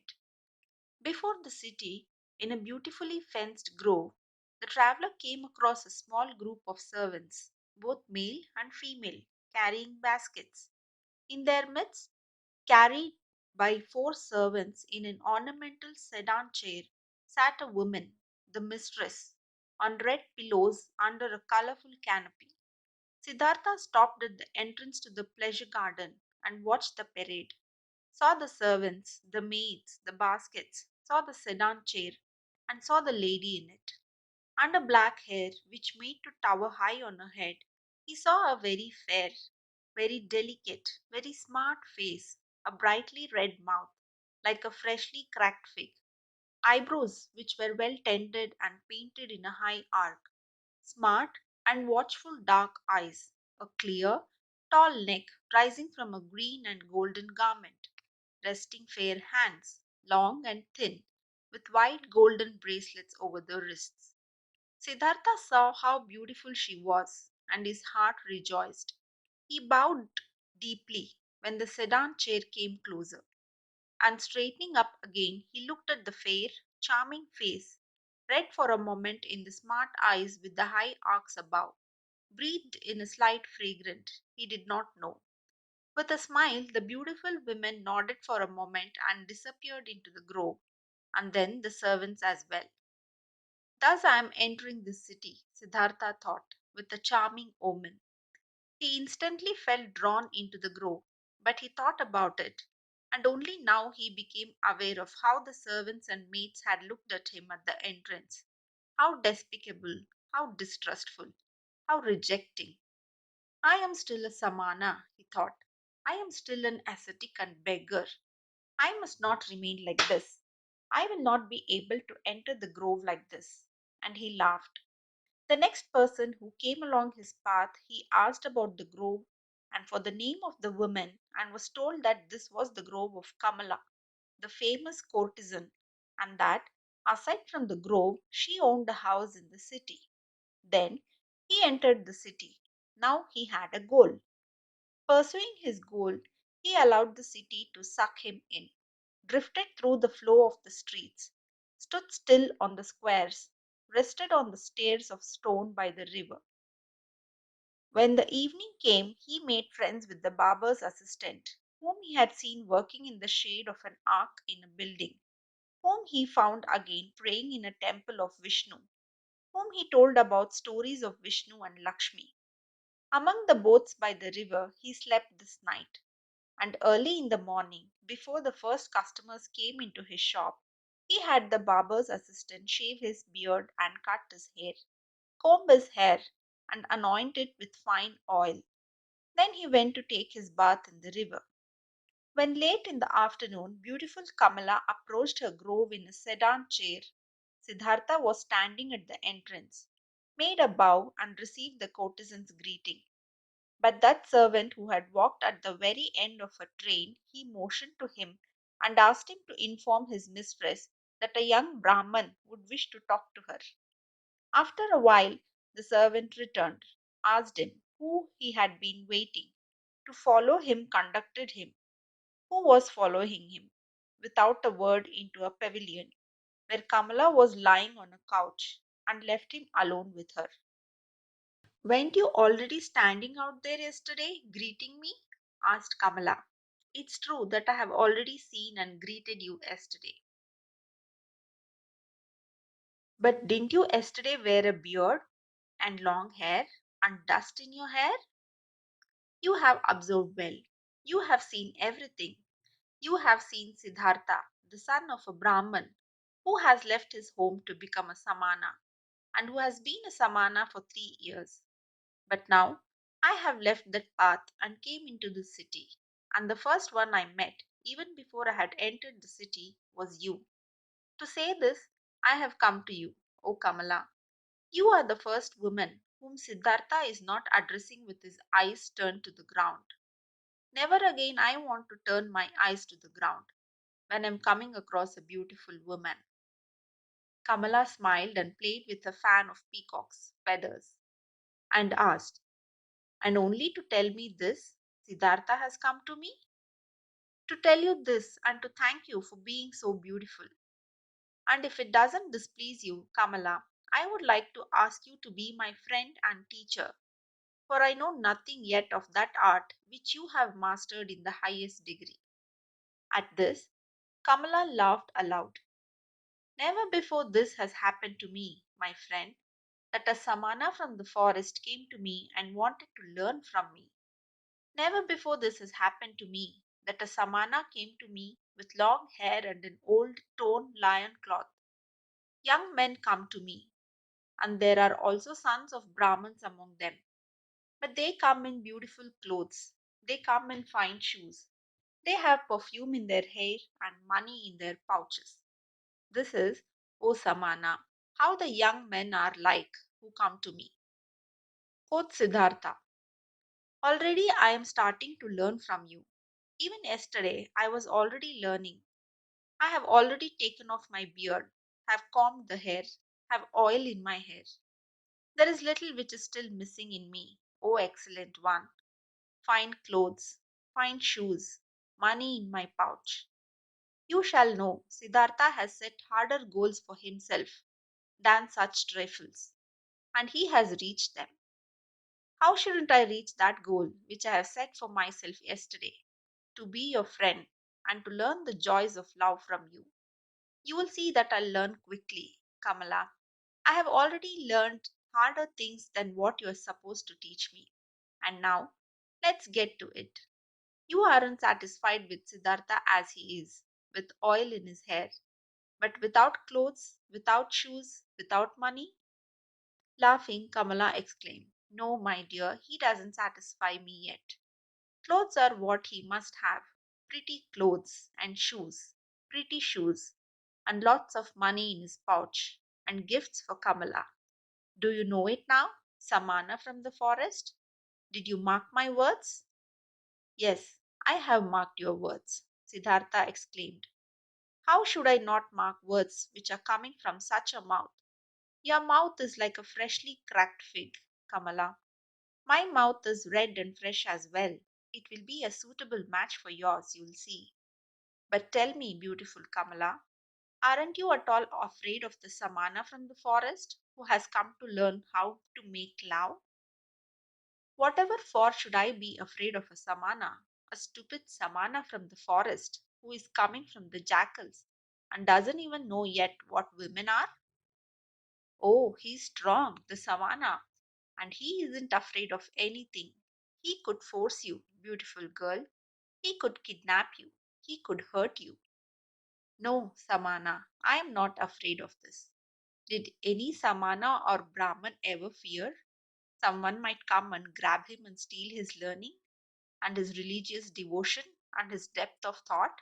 No, for they are his very own, and he would only give away from those whatever he is willing to give and to whomever he is willing to give. Like this it is, precisely like this it is also with Kamala and with the pleasures of love. Beautiful and red is Kamala's mouth, but just try to kiss it against Kamala's will, and you will not obtain a single drop of sweetness from it, which knows how to give so many sweet things. You are learning easily, Siddhartha. Thus, you should also learn this. Love can be obtained by begging, buying, receiving it as a gift, finding it in the street, but it cannot be stolen. In this, you have come up with the wrong path. No, it would be a pity if a pretty young man like you would want to tackle it in such a wrong manner." Siddhartha bowed with a smile. "It would be a pity, Kamala. You are so right. It would be such a great pity. No, I shall not lose a single drop of sweetness from your mouth, nor you from mine. So it is settled. Siddhartha will return. Once he'll have what he still lacks: clothes, shoes, money. But speak, lovely Kamala. Couldn't you still give me one small advice? An advice? Why not? Who wouldn't like to give an advice to a poor, ignorant Samana who is coming from the jackals of the forest? Dear Kamala, thus advise me where I should go to, that I'll find these things most quickly. Friend, many would like to know this. You must do what you have learned and ask for money, clothes, and shoes in return. There is no other way for a poor man to obtain money. What might you be able to do? I can think, I can wait, I can fast. Nothing else. Nothing. But yes, I can also write poetry. Would you like to give me a kiss for a poem? I would like to, if I will like your poem. What would be its title? Siddhartha spoke, after he had thought about it for a moment, these verses. Into her shady grove stepped by the pretty Kamala. At the grove's entrance stood the brown Samana, deeply seeing the lotus blossom. Bowed that man, and smiling Kamala thanked. More lovely, thought the young man, than offerings for gods. More lovely is offering to pretty Kamala. Kamala loudly clapped her hands so that the golden bracelets clanged. Beautiful are your verses, O brown Samana, and truly, I am losing nothing when I am giving you a kiss for them. She beckoned him with her eyes. He tilted his head so that his face touched hers and placed his mouth on that mouth, which was like a freshly cracked fig. For a long time, Kamala kissed him, and with a deep astonishment, Siddhartha felt how she taught him, how wise she was, how she controlled him, rejected him, lured him, and how, after this first one, there was to be a long, a well ordered, well tested sequence of kisses, everyone different from the others, he was still to receive. Breathing deeply, he remained standing where he was, and was in this moment astonished like a child about the cornucopia of knowledge and things worth learning, which revealed itself before his eyes. Very beautiful are your eyes, very beautiful are your verses, exclaimed Kamala. If I was rich, I would give you pieces of gold for them. But it will be difficult for you to earn thus much money with verses as you need. For you need a lot of money if you want to be Kamala's friend. The way you are able to kiss Kamala, stammered Siddhartha. Yes, this I am able to do. Therefore, I do not lack clothes, shoes, bracelets, and all beautiful things. But what will become of you? Aren't you able to do anything else but thinking, fasting, making poetry?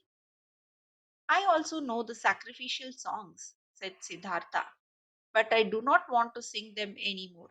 I also know magic spells, but I do not want to speak them anymore. I have read the scriptures. Stop, Kamala interrupted him. You're able to read and write? Certainly, I can do this. Many people can do this. Most people can't. I also can't do it. It's very good that you're able to read and write. Very good. You will also still find use for the magic spells. In this moment, a maid came running in and whispered a message into her mistress's ear. There's a visitor for me, exclaimed Kamala. Hurry and get yourself away, Siddhartha. Nobody may see you in here. Remember this. Tomorrow, I'll see you again.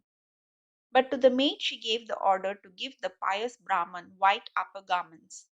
Without fully understanding what was happening to him, Siddhartha found himself being dragged away by the maid, brought into a garden house, avoiding the direct path, being given upper garments as a gift, led into the bushes, and urgently admonished to get himself out of the grove as soon as possible without being seen.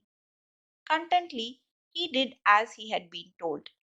Being accustomed to the forest, he managed to get out of the grove and over the hedge without making a sound. Contently, he returned to the city, carrying the rolled up garments under his arm. At the inn where travelers stay, he positioned himself by the door. Without words, he asked for food. Without a word, he accepted a piece of rice cake.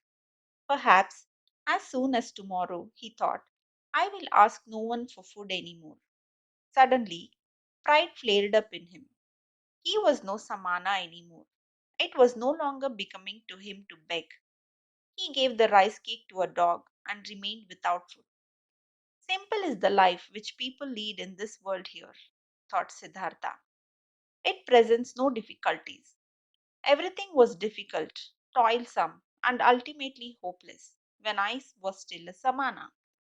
Now, everything is easy, easy like that lessons in kissing which Kamala is giving me. I need clothes and money, nothing else. This is a small, near goals. They won't make a person lose any sleep. He had already discovered Kamala's house in the city long before.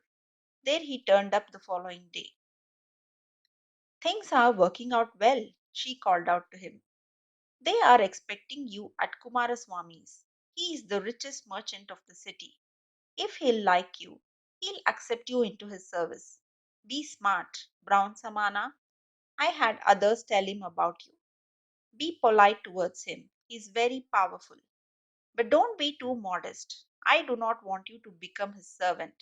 You shall become his equal, or else I won't be satisfied with you. Kamaswami is starting to get old and lazy. If he'll like you, he'll entrust you with a lot. Siddhartha thanked her and laughed. And when she found out that he had not eaten anything yesterday and today, she sent for bread and fruits and treated him to it. You've been lucky, she said when they parted. I am opening one door after another for you. How come? Do you have a spell? Siddhartha said, yesterday I told you I knew how to think, to wait, and to fast. But you thought this was of no use. But it is useful for many things, Kamala, you'll see. You'll see that the stupid Samanas are learning and able to do many pretty things in the forest, which the likes of you aren't capable of. The day before yesterday, I was still a shaggy beggar. As soon as yesterday, I have kissed Kamala. And soon, I'll be a merchant and have money and all those things you insist upon. Well, yes, she admitted. But where would you be without me? What would you be if Kamala wasn't helping you? Dear Kamala, said Siddhartha and straightened up to his full height. When I came to you into your grove, I did the first step. It was my resolution to learn love from this most beautiful woman.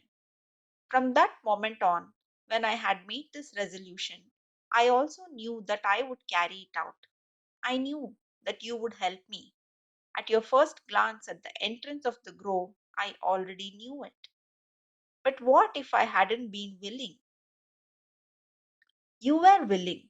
Look, Kamala, when you throw a rock into the water, it will speed on the fastest course to the bottom of the water. This is how it is when Siddhartha has a goal, a resolution. Siddhartha does nothing. He waits, he thinks, he fasts, but he passes through the things of the world like a rock through water, without doing anything, without stirring. He is drawn, he lets himself fall. His goal attracts him because he doesn't let anything enter his soul which might oppose the goal. This is what Siddhartha has learned among the Samanas. This is what fools call magic and of which they think it would be affected by means of the demons. Nothing is affected by demons. There are no demons. Everyone can perform magic. Everyone can reach his goals if he is able to think, if he is able to wait, if he is able to fast. Kamala listened to him. She loved his voice. She loved the look from his eyes. Perhaps it is so, she said quietly.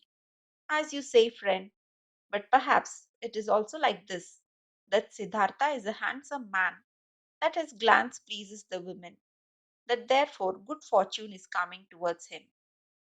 With one kiss, Siddhartha bid his farewell. I wish that it should be this way, my teacher, that my glance shall please you, that always good fortune shall come to me out of your direction. Chapter 6. With the Childlike People. Siddhartha went to Kamaswami the merchant. He was directed into a rich house. Servants led him between precious carpets into a chamber, where he awaited the master of the house. Kamaswami entered, a swiftly, smoothly moving man with very grey hair. with very intelligent, cautious eyes, with a greedy mouth. Politely, the host and the guest greeted one another. I have been told, the merchant began, that you were a Brahman, a learned man, but that you seek to be in the service of a merchant. Might you have become destitute, Brahman, so that you seek to serve? No, said Siddhartha. I have not become destitute and have never been destitute. You should know that I am coming from the Samanas, with whom I have lived for a long time. If you are coming from the Samanas, how could you be anything but destitute? Aren't the Samanas entirely without possessions? I am without possessions, said Siddhartha. If this is what you mean, surely I am without possessions. But I am so voluntarily, and therefore I am not destitute. But what are you planning to live off, being without possessions? I haven't thought of this yet, sir. For more than 3 years, I have been without possessions and have never thought of what I should live for. So, you've lived off the possessions of others. Presumable this is how it is. After all, a merchant also lives off what other people own. Well said, but he wouldn't take anything from another person for nothing. He would give his merchandise in return. So it seems to be indeed. Everyone takes, everyone gives. Such is life. But if you don't mind me asking, being without possessions, what would you like to give? Everyone gives what he has. The warrior gives strength. The merchant gives merchandise. The teacher, teachings. The farmer, rice. The fisher, fish. Yes, indeed. And what is it now? What you've got to give? What is it that you have learnt? What you are able to do? I can think. I can wait. I can fast. That's everything? I believe that's everything. And what's the use of that? For example, the fasting. What is it good for? It is very good, sir. When a person has nothing to eat, fasting is the smartest thing he could do. When, for example, Siddhartha hadn't learned to fast, he would have to accept any kind of service before this day is up, whether it may be with you or wherever, because hunger would force him to do so. But like this, Siddhartha can wait calmly. He knows no impatience. He knows no emergency. For a long time, he can allow hunger to besiege him and can laugh about it. This, sir, is what fasting is good for. You are right, Samana. Wait for a moment. Kamaswami left the room and returned with a scroll, which he handed to his guest while asking, Can you read this? Siddhartha looked at the scroll on which a sales contract had been written down and began to read out its contents. Excellent, said Kamaswami. And would you write something for me on this piece of paper? He handed him a piece of paper and a pen, and Siddhartha wrote and returned the paper. Kamaswami read, Writing is good, thinking is better, being smart is good, being patient is better. It is excellent how you are able to write. The merchant praised him. Many a time we still have to discuss with one another. For today, I am asking you to be my guest and to live in this house. Siddhartha thanked and accepted, and lived in the dealer's house from now on. Clothes were brought to him, and shoes, and every day a servant prepared a bath for him. Twice a day a plentiful meal was served, but Siddhartha only ate once a day, and ate neither meat nor did he drink wine. Kamaswami told him about his trade, showed him the merchandise and storage rooms, showed him calculations. Siddhartha got to know many new things. He heard a lot and spoke little. And thinking of Kamala's words, he was never subservient to the merchant, forced him to treat him as an equal. Yes, even more than an equal. Kamaswami conducted his business with care and often with passion. But Siddhartha looked upon all this as if it was a game, the rules of which he tried hard to learn precisely, but the contents of which did not touch his heart. He was not in Kamaswami's house for long, when he already took part in his landlord's business. But daily, At the hour appointed by her, he visited beautiful Kamala, wearing pretty clothes, fine shoes, and soon he brought her gifts as well. Much he learned from her red, smart mouth. Much he learned from her tender, supple hand. Him who was, regarding love, still a boy and had a tendency to plunge blindly and insatiably into lust, into a bottomless pit. Him she taught, thoroughly starting with the basics, about that school of thought which teaches that pleasure cannot be taken without giving pleasure, and that every gesture, every caress, every touch, every look, every spot of the body, however small it was, had its secret, which would bring happiness to those who know about it and unleash it. She taught him that lovers might not part one another after celebrating love, without one admiring the other, without being just as defeated as they have been victorious, so that with none of them should start feeling fed up or bored and get that evil feeling of having abused or having been abused.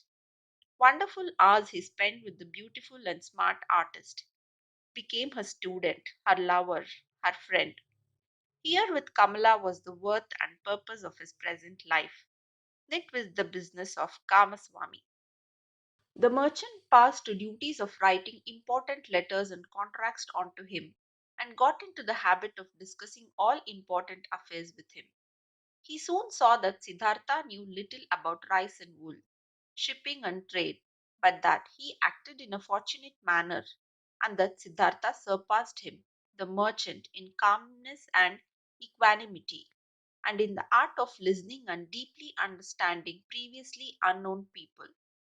This Brahman, he said to a friend, is no proper merchant and will never be one. There is never any passion in his soul when he conducts our business.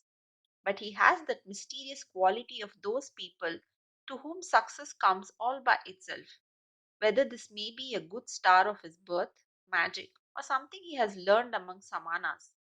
He always seems to be merely playing, without business affairs. They never fully become a part of him. They never rule over him. He is never afraid of failure. He is never upset by a loss. The friend advised the merchant, give him from the business he conducts for you a third of the profits, but let him also be liable for the same amount of the losses. When there is a loss, then he'll become more zealous.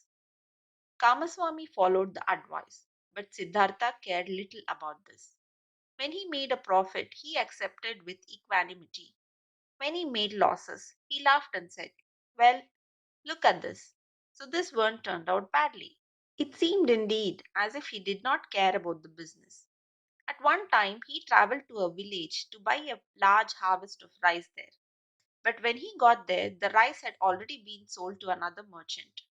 Nevertheless, Siddhartha stayed for several days in that village, treated the farmers for a drink, gave copper coins to their children, joined in the celebration of a wedding, and returned extremely satisfied from his trip. Kamaswami held against him that he had not turned back right away, that he had wasted time and money. Siddhartha answered, stop scolding, dear friend. Nothing was ever achieved by scolding. If a loss had occurred, let me bear that loss. I am very satisfied with this trip. I have gotten to know many kinds of people. A Brahman has become my friend. Children have sat on my knees. Farmers have shown me their fields. Nobody knew that I was a merchant. That's all very nice, exclaimed Kamaswami indignantly. But in fact, you are a merchant after all. One ought to think. Or might you have only travelled for your amusement? Surely, Siddhartha laughed. Surely I have travelled for my amusement. For what else? I have gotten to know people and places. I have received kindness and trust. I have found friendship. Look, my dear, if I had been Kamaswami, I would have travelled back, being annoyed in a hurry, as soon as I had seen that my purchase had been rendered impossible, and time and money would indeed have been lost. But like this, I have had a few good days. I have learned, had joy, have neither harmed myself nor others by annoyance and hastiness. And if I'll ever return there again, perhaps to buy an upcoming harvest, or for whatever purpose it might be, friendly people will receive me in a friendly and happy manner, and I will praise myself for not showing any hurry and displeasure at that time. So, leave it as it is, my friend, and don't harm yourself by scolding. If the day will come when you will see this Siddhartha is harming me, then speak a word and Siddhartha will go on his own path. But until then, let's be satisfied with one another. Futile were also the merchant's attempts to convince Siddhartha that he should eat his bread. Siddhartha ate his own bread, or rather, they both ate other people's bread, all people's bread. Siddhartha never listened to Kamaswami's worries, and Kamaswami had many worries. Whether there was a business deal going on which was in danger of failing, or whether a shipment of merchandise seemed to have been lost, or a debtor seemed to be unable to pay. Kamaswami could never convince his partner it would be useful to utter a few words of worry or anger, to have wrinkles on the forehead, to sleep badly. When, one day, Kamaswami held against him that he had learned everything he knew from him, he replied, "Would you please not kid me with such jokes? What I have learned from you is how much a basket of fish costs, and how much interest may be charged on loaned money. These are your areas of expertise. I haven't learned to think from you, my dear Kamaswami. You ought to be the one seeking to learn from me." Indeed, his soul was not with the trade. The business was good enough to provide him with the money for Kamala, and it earned him much more than he needed. Besides from this, Siddhartha's interest and curiosity was only concerned with the people, whose businesses, crafts, worries, pleasures, and acts of foolishness used to be as alien and distant to him as the moon. However easily he succeeded in talking to all of them, in living with all of them, in learning from all of them, he was still aware that there was something which separated him from them, and this separating factor was him being a Samana. He saw mankind going through life in a childlike or animal like manner, which he loved and also despised at the same time. He saw them toiling, saw them suffering, and becoming grey for the sake of things which seemed to him to entirely unworthy of this price, for money, for little pleasures, for being slightly honored. He saw them scolding and insulting each other. He saw them complaining about pain at which a Samana would only smile, and suffering because of deprivations which a Samana would not feel. He was open to everything these people brought his way. Welcome was the merchant who offered him linen for sale. Welcome was the debtor who sought another loan. Welcome was the beggar who told him for 1 hour the story of his poverty, and who was not half as poor as given any Samana. He did not treat the rich foreign merchant any different than the servant who shaved him, and the street vendor whom he let cheat him out of some small change when buying bananas. When Kamaswami came to him to complain about his worries or to reproach him concerning his business, he listened curiously and happily, was puzzled by him, tried to understand him, consented that he was a little bit right, only as much as he considered indispensable, and turned away from him towards the next person who would ask for him. And there were many who came to him, many to do business with him, many to cheat him, many to draw some secret out of him, many to appeal to his sympathy, many to get his advice. He gave advice, he pitied, he made gifts, he let them cheat him a bit. And this entire game and the passion with which all people played this game occupied his thoughts just as much as the gods and Brahmins used to occupy them. At times he felt deep in his chest a dying, quiet voice which admonished him quietly, lamented quietly. He hardly perceived it. And then, for an hour, he became aware of the strange life he was leading, of him doing lots of things which were only a game, of, though being happy and feeling joy at times, real life still passing him by and not touching him. As a ball player plays with his balls, he played with his business deals, with the people around him, watched them, found amusement in them, with his heart, with the source of his being. He was not with them. The source ran somewhere, far away from him, ran and ran invisibly, had nothing to do with his life anymore. And at several times he suddenly became scared on account of such thoughts and wished that he would also be gifted with the ability to participate in all of these childlike, naive occupations of the daytime with passion and with his heart, really to live, really to act, really to enjoy and to live instead of just standing by as a spectator. But again and again, he came back to beautiful Kamala, learned the art of love, practiced the cult of lust, in which more than in anything else, giving and taking becomes one, chatted with her, learned from her, gave her advice, received advice. She understood him better than Govinda used to understand him. She was more similar to him. Once he said to her, "You are like me. You are different from most people.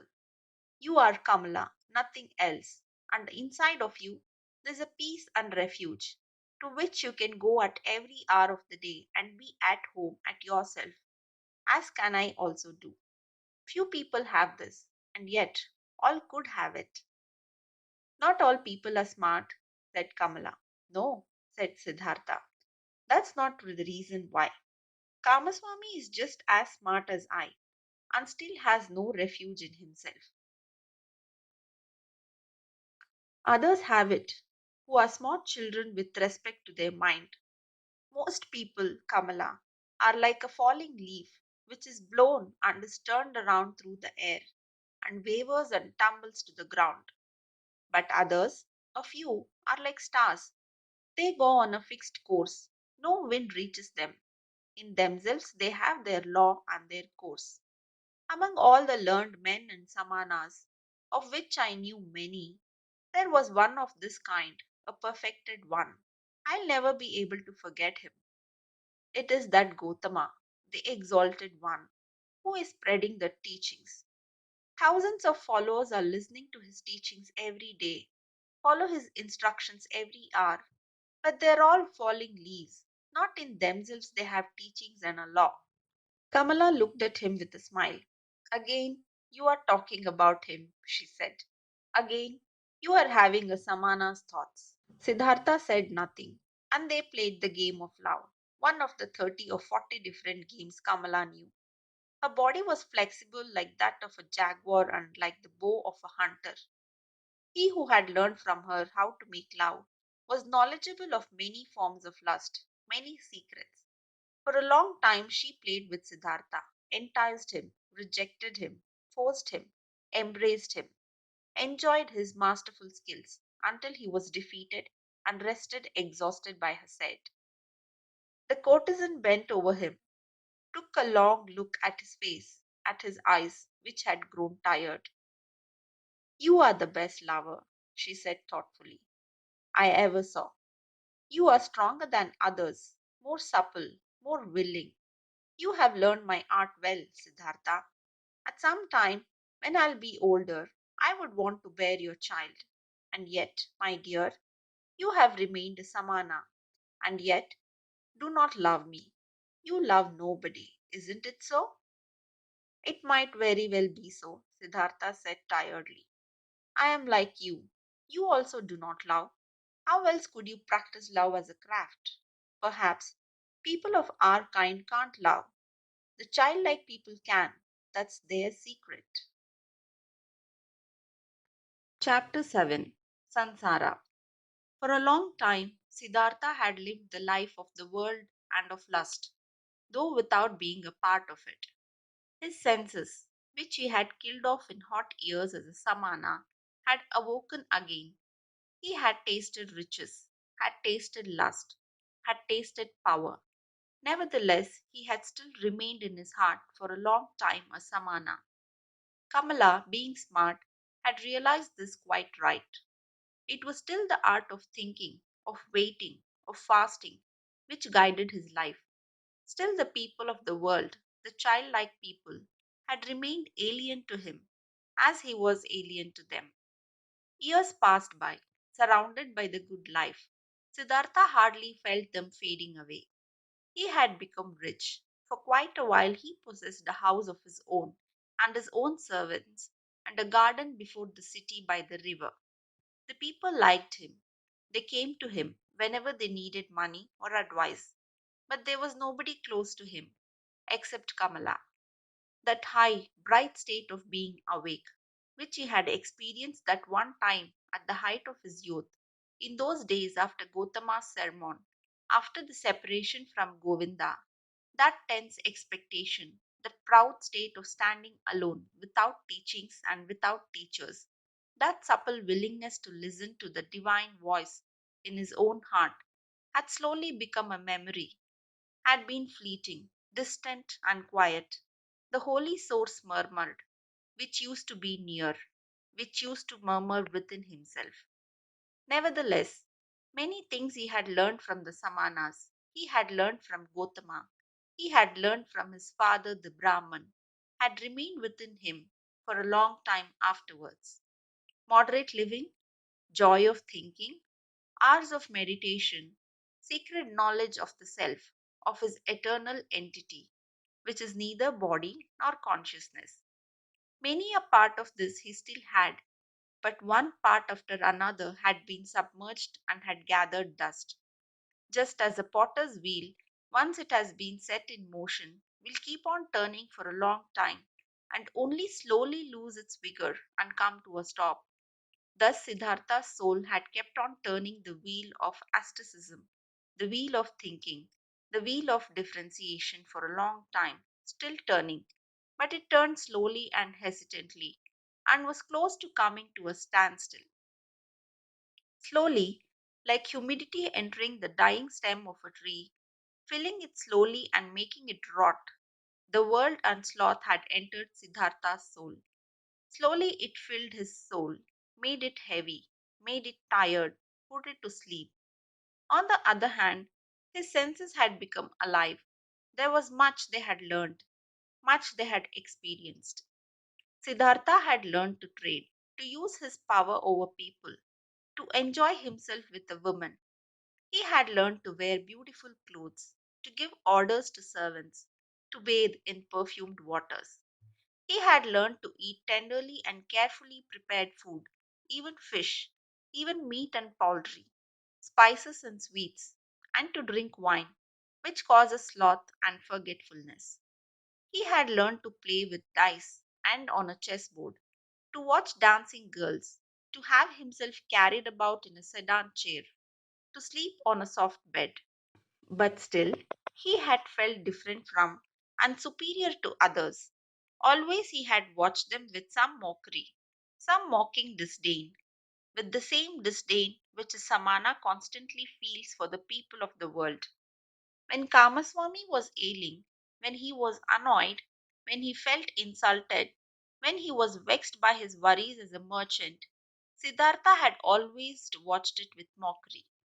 Just slowly and imperceptibly, as the harvest seasons and rainy seasons passed by, his mockery had become more tired, his superiority had become more quiet.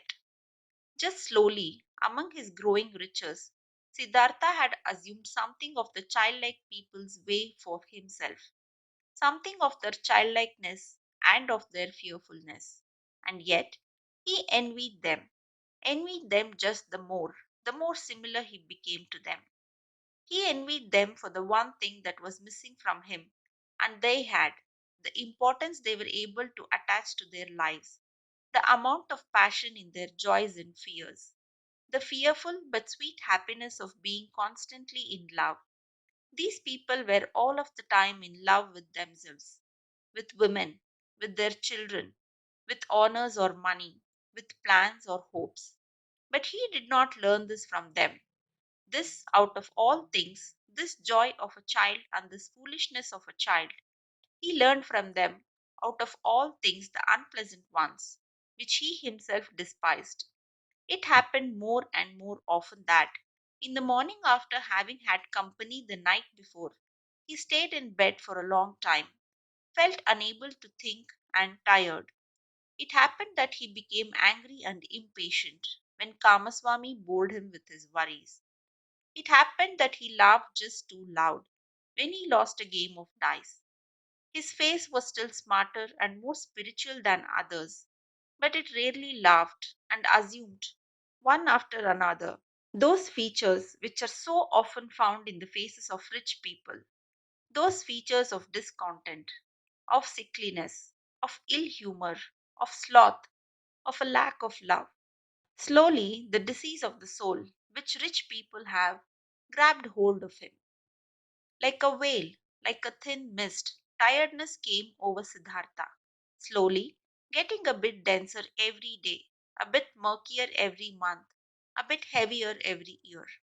As a new dress becomes old in time, loses its beautiful color in time, gets stains, gets wrinkles, gets worn off at the seams, and starts to show threadbare spots here and there, thus Siddhartha's new life, which he had started after his separation from Govinda, had grown old, lost color and splendor as the years passed by, was gathering wrinkles and stains, and hidden at bottom, already showing its ugliness here and there. Disappointment and disgust were waiting. Siddhartha did not notice it. He only noticed that this bright and reliable voice inside of him, which had awoken in him at that time and had ever guided him in his best times, had become silent.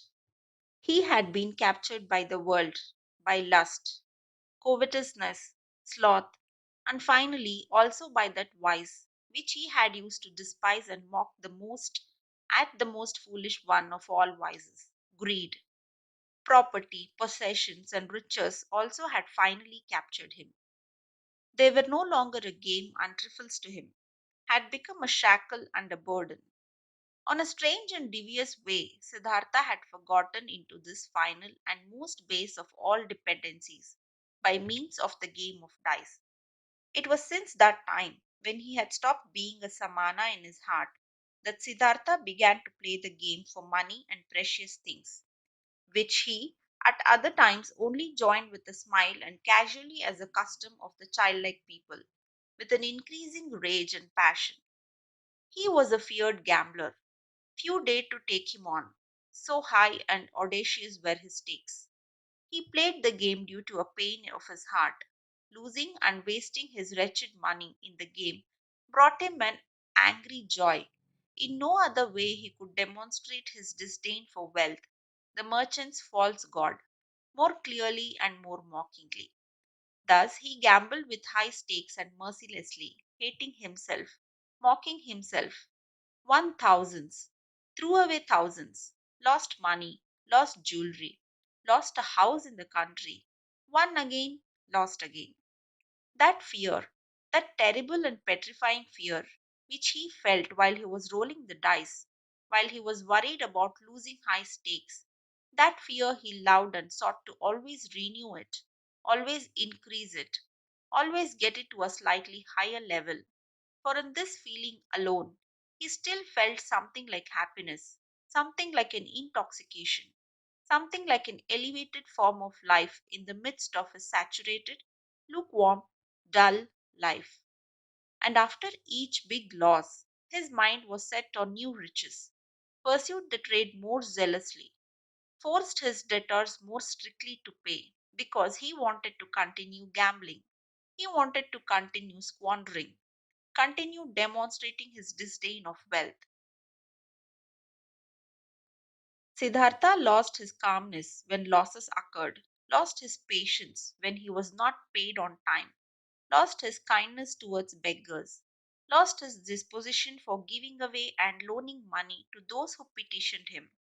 He, who gambled away tens of thousands at one roll of the dice and laughed at it, became more strict and more petty in his business, occasionally dreaming at night about money. And whenever he woke up from this ugly spell, whenever he found his face in the mirror at the bedroom's wall to have aged and become more ugly, whenever embarrassment and disgust came over him, he continued fleeing, fleeing into a new game, fleeing into a numbing of his mind brought on by sex, by wine, and from there he fled back into the urge to pile up and obtain possessions. In this pointless cycle he ran, growing tired, growing old, growing ill. Then the time came when a dream warned him. He had spent the hours of the evening with Kamala in her beautiful pleasure garden. They had been sitting under the trees, talking, and Kamala had said thoughtful words, words behind which sadness and tiredness lay hidden. She had asked him to tell her about Gotama, and could not hear enough of him. How clear his eyes, how still and beautiful his mouth, how kind his smile, how peaceful his walk had been. For a long time he had to tell her about the exalted Buddha, and Kamala had sighed and had said, one day, perhaps soon, I'll also follow that Buddha. I'll give him my pleasure garden for a gift and take my refuge in his teachings. But after this, she had aroused him and had tied him to her in the act of making love with painful fervor, biting and in tears, as if, once more, she wanted to squeeze the last sweet drop out of his vain, fleeting pleasure. Never before it had become so strangely clear to Siddhartha how closely lust was akin to death. Then he had lain by her side, and Kamala's face had been close to him, and under her eyes and next to the corners of her mouth he had, as clearly as never before, read a fearful inscription, an inscription of small lines, of slight grooves, an inscription reminiscent of autumn and old age, just as Siddhartha himself, who was also in his forties, had already noticed here and there grey hair among his black ones. Tiredness was written on Kamala's beautiful face, tiredness from walking a long path which has no happy destination, tiredness and the beginning of withering, and concealed, still unsaid, perhaps not even conscious anxiety, fear of old age, fear of the autumn, fear of having to die. With a sigh, he had bid his farewell to her, the soul full of reluctance and full of concealed anxiety.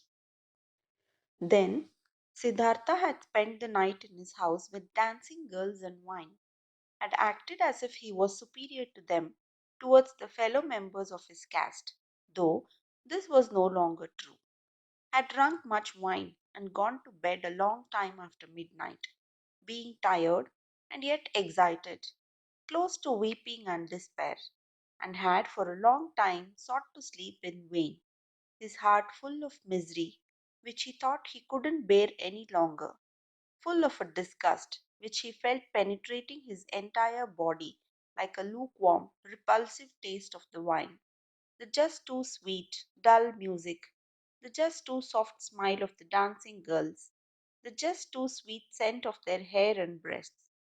But more than by anything else, he was disgusted by himself, by his perfumed hair, by the smell of wine from his mouth, by the flabby tiredness and listlessness of his skin, like when someone who has eaten and drunk far too much vomits it back up again with agonizing pain and is nevertheless glad about the relief. Thus, this sleepless man wished to free himself of these pleasures, these habits, and all of this pointless life and himself in an immense burst of disgust. Not until the light of the morning and the beginning of the first activities in the street before his city house, he had slightly fallen asleep, had found for a few moments a half unconscious, a hint of sleep. In those moments, he had a dream. Kamala owned a small, rare singing bird in a golden cage. Of this bird he dreamt. He dreamt. This bird had become mute, who at other times always used to sing in the morning, and since this aroused his attention, he stepped in front of the cage and looked inside. There, the small bird was deaf and lay stiff on the ground. He took it out, weighed it for a moment in his hand, and then threw it away out in the street. And in the same moment, he felt terribly shocked, and his heart hurt as if he had thrown away from himself all value and everything good by throwing out this dead bird. Starting up from this dream, he felt encompassed by a deep sadness. Worthlessness, so it seemed to him. Worthlessness and pointless was the way he had been going through life. Nothing which was alive, nothing which was in the same way delicious or worth keeping, he had left in his hands. Alone he stood there, and empty like a castaway on the shore. With a gloomy mind, Siddhartha went to the pleasure garden he owned, locked the gate, sat down under a mango tree, felt death in his heart and horror in his chest, sat and sensed how everything died in him, withered in him, came to an end in him. By and by he gathered his thoughts, and in his mind he once again went the entire path of his life, starting with the first days he could remember. When was there ever a time when he had experienced happiness, felt true bliss? Oh, yes, several times he had experienced such a thing. In his years as a boy, he has had a taste of it. When he had obtained praise from the Brahmins, he had felt it in his heart. There is a path in front of the one who has distinguished himself in the recitation of the holy verses, in the dispute with the learned ones, as an assistant in the offerings. Then he had felt it in his heart. There is a path in front of you. You are destined for. The gods are awaiting for you. And again, as a young man, when the ever rising, upward fleeing goal of all thinking had ripped him out of and up from the multitude of those seeking the same goal, when he wrestled in pain for the purpose of Brahman, when every obtained knowledge only kindled new thirst in him, then again he had, in the midst of the thirst, in the midst of the pain, felt this very same thing. Go on, go on, you are called upon. He had heard this voice when he had left his home and had chosen the life of a Samana, and again when he had gone away with the Samanas to the perfected one, and also when he had gone away from him to the uncertain. For how long had he not heard this voice any more? For how long had he reached no height any more? How even and dull was the manner in which his path had passed through life for many long years, without a high goal, without thirst, without elevation, content with small lustful pleasures, and yet never satisfied. For all of these many years, without knowing it himself, he had tried hard and longed to become a man like those many, like those children, and in all this, his life had been much more miserable and poorer than theirs, and their goals were not his, not their worries. After all, that entire world of the Kamaswami people had only been a game to him, a dance he would watch, a comedy. Only Kamala had been dear, had been valuable to him. But was she still thus? Did he still need her, or she him? Did they not play a game without an ending? Was it necessary to live for this? No, it was not necessary. The name of this game was Sansara, a game for children, a game which was perhaps enjoyable to play once, twice, 10 times, but for ever and ever over again? Then Siddhartha knew that the game was over, that he could not play it any more. Shivers ran over his body, inside of him, so he felt. Something had died. That entire day he sat under the mango tree, thinking of his father, thinking of Govinda, thinking of Gotama. Did he have to leave them to become a Kamaswami? He still sat there when the night had fallen.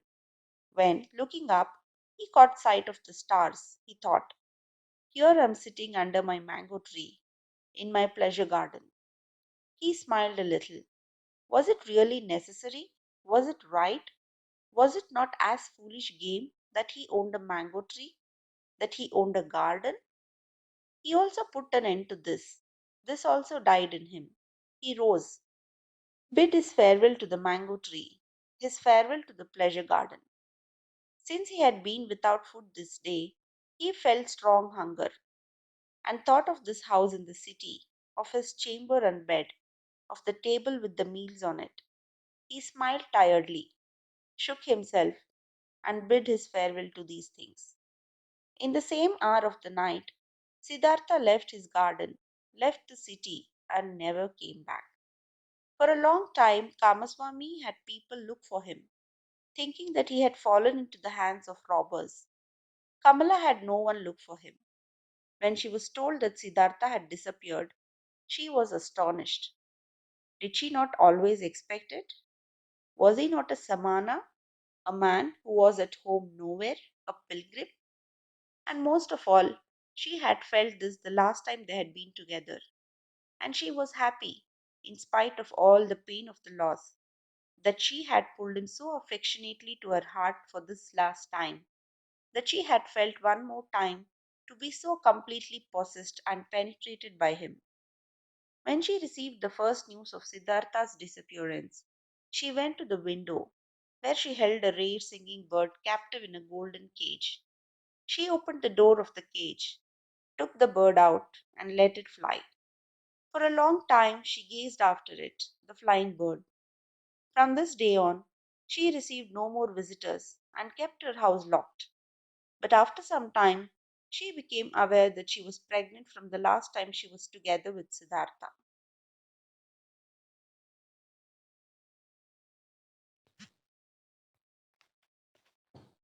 Chapter 8. By the River. Siddhartha walked through the forest, was already far from the city, and knew nothing but that one thing, that there was no going back for him, that his life, as he had lived it for many years until now, was over and done away with, and that he had tasted all of it, sucked everything out of it until he was disgusted with it. Dead was the singing bird he had dreamt of. Dead was the bird in his heart. Deeply, he had been entangled in Sansara. He had sucked up disgust and death from all sides into his body, like a sponge sucks up water until it's full.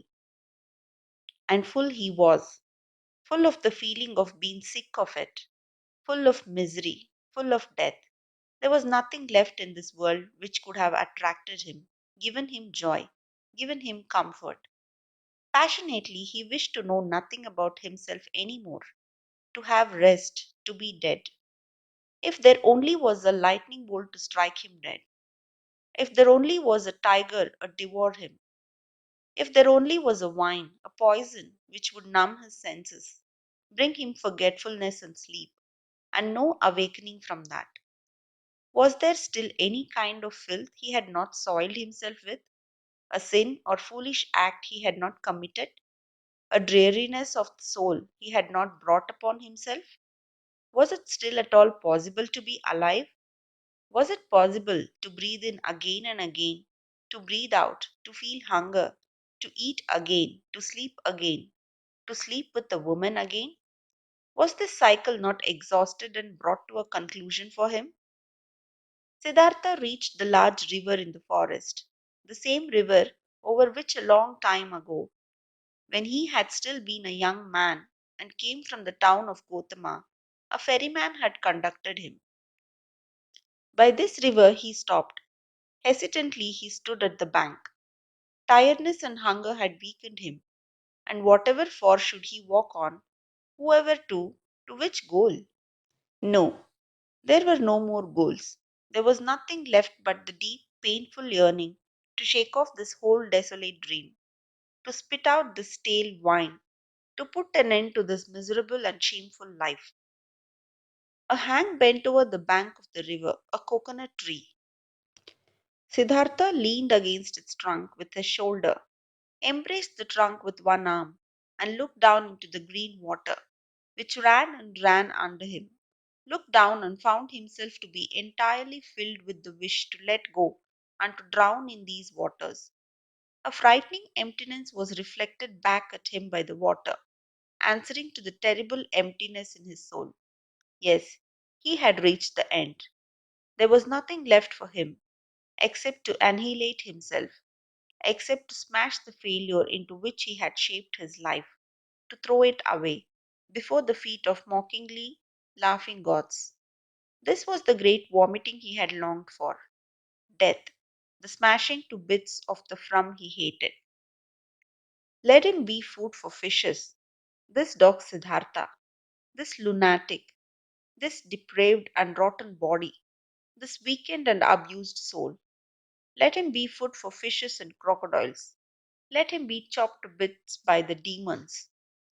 With a distorted face, he stared into the water, saw the reflection of his face, and spit at it.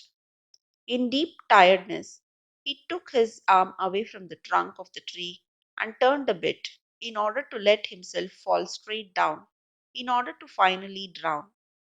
With his eyes closed, he slipped towards death. Then, out of remote areas of his soul, out of past times of his now weary life, a sound stirred up. It was a word, a syllable, which he, without thinking, with a slurred voice, spoke to himself. The old word, which is the beginning and the end of all prayers of the Brahmanas, the holy Om, which roughly means that what is perfect, or the completion. And in the moment when the sound of Om touched Siddhartha's ear, his dormant spirit suddenly woke up and realized the foolishness of his actions. Siddhartha was deeply shocked. So, this was how things were with him. So doomed was he.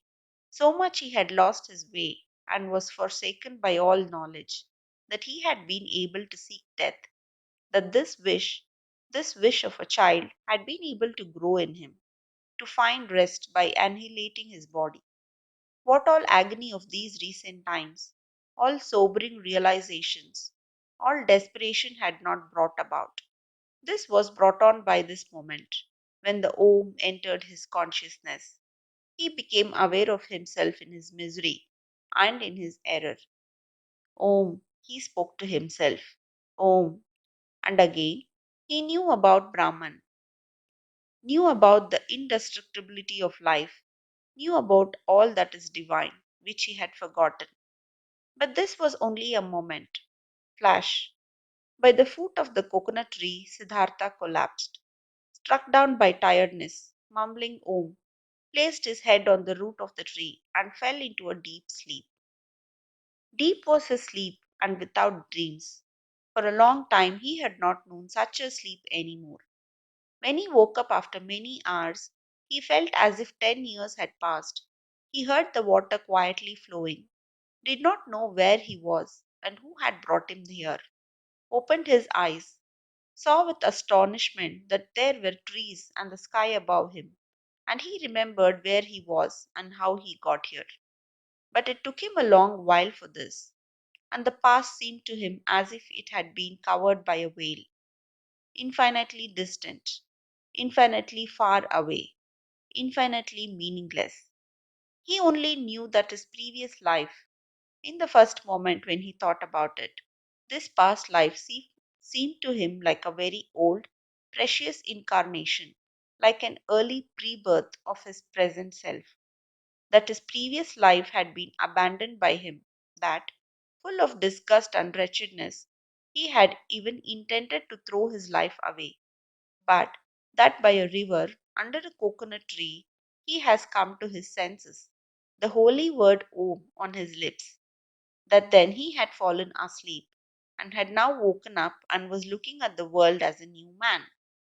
Quietly, he spoke the word Om to himself, speaking which he had fallen asleep, and it seemed to him as if his entire long sleep had been nothing but a long meditative recitation of Om, a thinking of Om, a submergence and complete entering into Om, into the nameless, the perfected.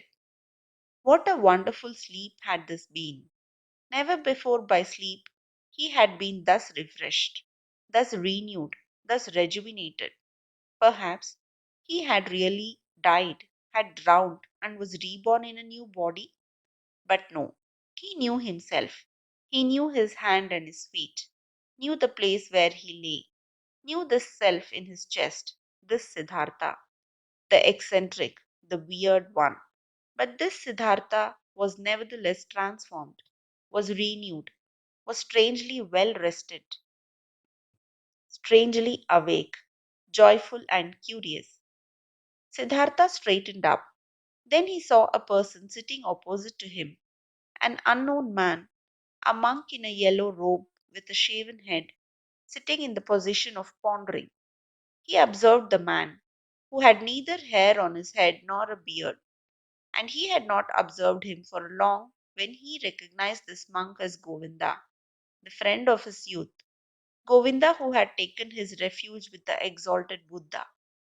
Govinda had aged, he too, but still his face bore the same features, expressed zeal, faithfulness, searching, timidness. But when Govinda now, sensing his gaze, opened his eyes and looked at him, Siddhartha saw that Govinda did not recognize him. Govinda was happy to find him awake. Apparently, he had been sitting here for a long time and been waiting for him to wake up, though he did not know him. I have been sleeping, said Siddhartha. However did you get here? You have been sleeping, answered Govinda. It is not good to be sleeping in such places where snakes often are and the animals of the forest have their paths. Oh, sir, I am a follower of the exalted Gotama, the Buddha, the Sakya Muni, and have been on a pilgrimage together with several of us on this path when I saw you lying and sleeping in a place where it's dangerous to sleep.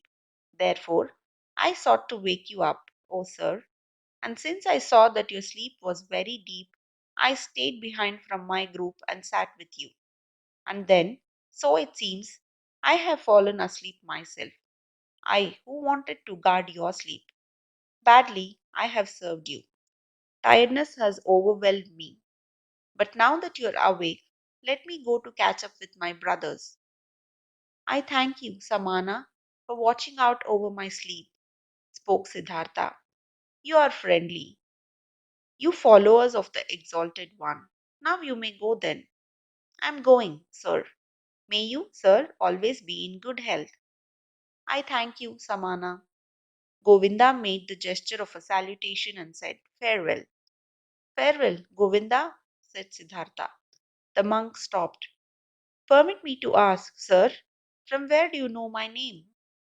Now Siddhartha smiled. I know you, O Govinda, from your father's hut, and from the school of the Brahmins, and from the offerings, and from our walk to the Samanas, and from that hour when you took your refuge with the exalted one in the grove Jetavana. You are Siddhartha? Govinda exclaimed loudly. Now I am recognizing you, and don't comprehend any more how I couldn't recognize you right away. Be welcome, Siddhartha. My joy is great to see you again. It also gives me joy to see you again. You've been the guard of my sleep.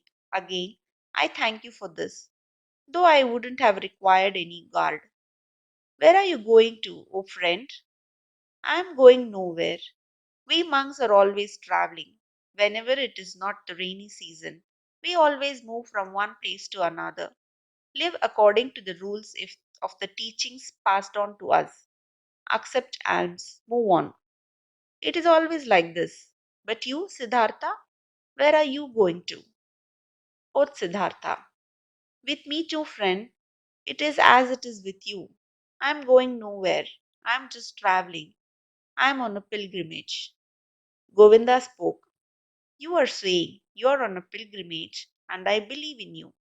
But forgive me, O Siddhartha, you do not look like a pilgrim. You are wearing a rich man's garments. You are wearing the shoes of a distinguished gentleman, and your hair, with the fragrance of perfume, is not a pilgrim's hair, not the hair of a samana. Right so, my dear, you have observed well. Your keen eyes see everything. But I haven't said to you that I was a samana. I said, I am on a pilgrimage. And so it is. I am on a pilgrimage. You are on a pilgrimage, said Govinda. But few would go on a pilgrimage in such clothes, few in such shoes, few with such hair. Never have I met anyone a pilgrimage, being a pilgrim myself for many years. I believe you, my dear Govinda, but now, today, you've met a pilgrim just like this, wearing such shoes, such a garment. Remember, my dear, not eternal is the world of appearances. Not eternal. Anything but eternal are our garments and the style of our hair. and our hair on bodies themselves. I am wearing a rich man's clothes. You've seen this quite right. I am wearing them because I have been a rich man, and I am wearing my hair like the worldly and lustful people, for I have been one of them. And now, Siddhartha, what are you now? I don't know it. I don't know it just like you. I am traveling. I was a rich man and I am no rich man anymore. And what I'll be tomorrow, I don't know. You've lost your riches? I've lost them or they me. They somehow happen to slip away from me. The wheel of physical manifestation is turning quickly, Govinda. Where is Siddhartha the Brahman? Where is Siddhartha the Samana? Where is Siddhartha the rich man? Non eternal things change quickly, Govinda, you know it. Govinda looked at the friend of his youth for a long time, with doubt in his eyes. After that, he gave him the salutation which one would use on a gentleman and went his way. With a smiling face, Siddhartha watched him leave. He loved him still, this faithful man, this fearful man. And how could he not have loved everybody and everything in this moment, in the glorious hour after his wonderful sleep, filled with Om? The enchantment which had happened inside of him in his sleep, and by means of the Om, was this very thing that he loved everything, that he was full of joyful love for everything he saw. And it was this very thing, so it seemed to him, which had been his sickness before, that he was not able to love anybody or anything. With a smiling face, Siddhartha watched the leaving monk. The sleep had strengthened him much, but hunger gave him much pain, for by now he had not eaten for 2 days, and the times were long past when he had been tough against hunger. With sadness, and yet also with a smile, he thought of that time. In those days, so he remembered, he had boasted of three things to Kamala. He had been able to do three noble and undefeatable feats: fasting, waiting, thinking. These had been his possession, his power and strength, his solid staff. In the busy, laborious years of his youth, he had learned these three feats, nothing else. And now they had abandoned him. None of them was his any more, neither fasting, nor waiting, nor thinking. For the most wretched things he had given them up. For what fades most quickly, for sensual lust, for the good life, for riches. His life had indeed been strange. And now, so it seemed, now he had really become a childlike person. Siddhartha thought about his situation. Thinking was hard on him. He did not really feel like it, but he forced himself. Now, he thought, since all these most easily perishable things have slipped from me again, now I am standing here under the sun, again just as I have been standing here a little child. Nothing is mine. I have no abilities. There is nothing I could bring about. I have learned nothing. How wondrous is this! Now that I am no longer young, that my hair is already half grey, that my strength is fading, now I am starting again at the beginning as a child. Again he had to smile. Yes, his fate had been strange.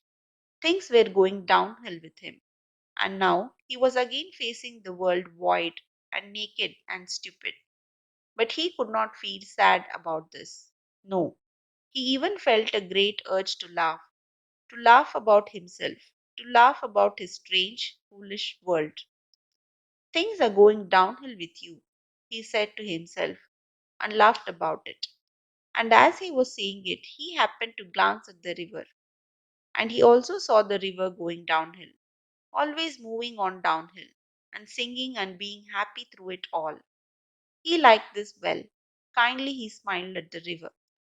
Was this not the river in which he had intended to drown himself in past times, 100 years ago? Wondrous indeed was my life, so he thought. Wondrous detours it has taken. As a boy, I had only to do with gods and offerings. As a youth, I had only to do with asceticism, with thinking and meditation, was searching the Brahman, worship the eternal in the Atman.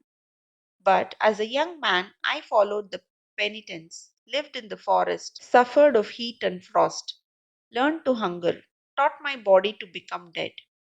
Wonderfully, soon afterwards, insight came towards me in the form of the great Buddha's teachings. I felt the knowledge of the oneness of the world circling in me like my own blood. But I also had to leave Buddha and the great knowledge. I went and learned the art of love with Kamala, learned trading with Kamaswami, piled up money, wasted money, learned to love my stomach, learned to please my senses. I had to spend many years losing my spirit, to unlearn thinking again, to forget the oneness. Isn't it just as if I had turned slowly and on a long detour from a man into a child, from a thinker into a childlike person? And yet, this path has been very good. And yet, the bird in my chest has not died. But what a path has this been! I had to pass through so much stupidity, through so much vices, through so many errors, through so much disgust and disappointments and woe, just to become a child again and to be able to start over. But it was right so.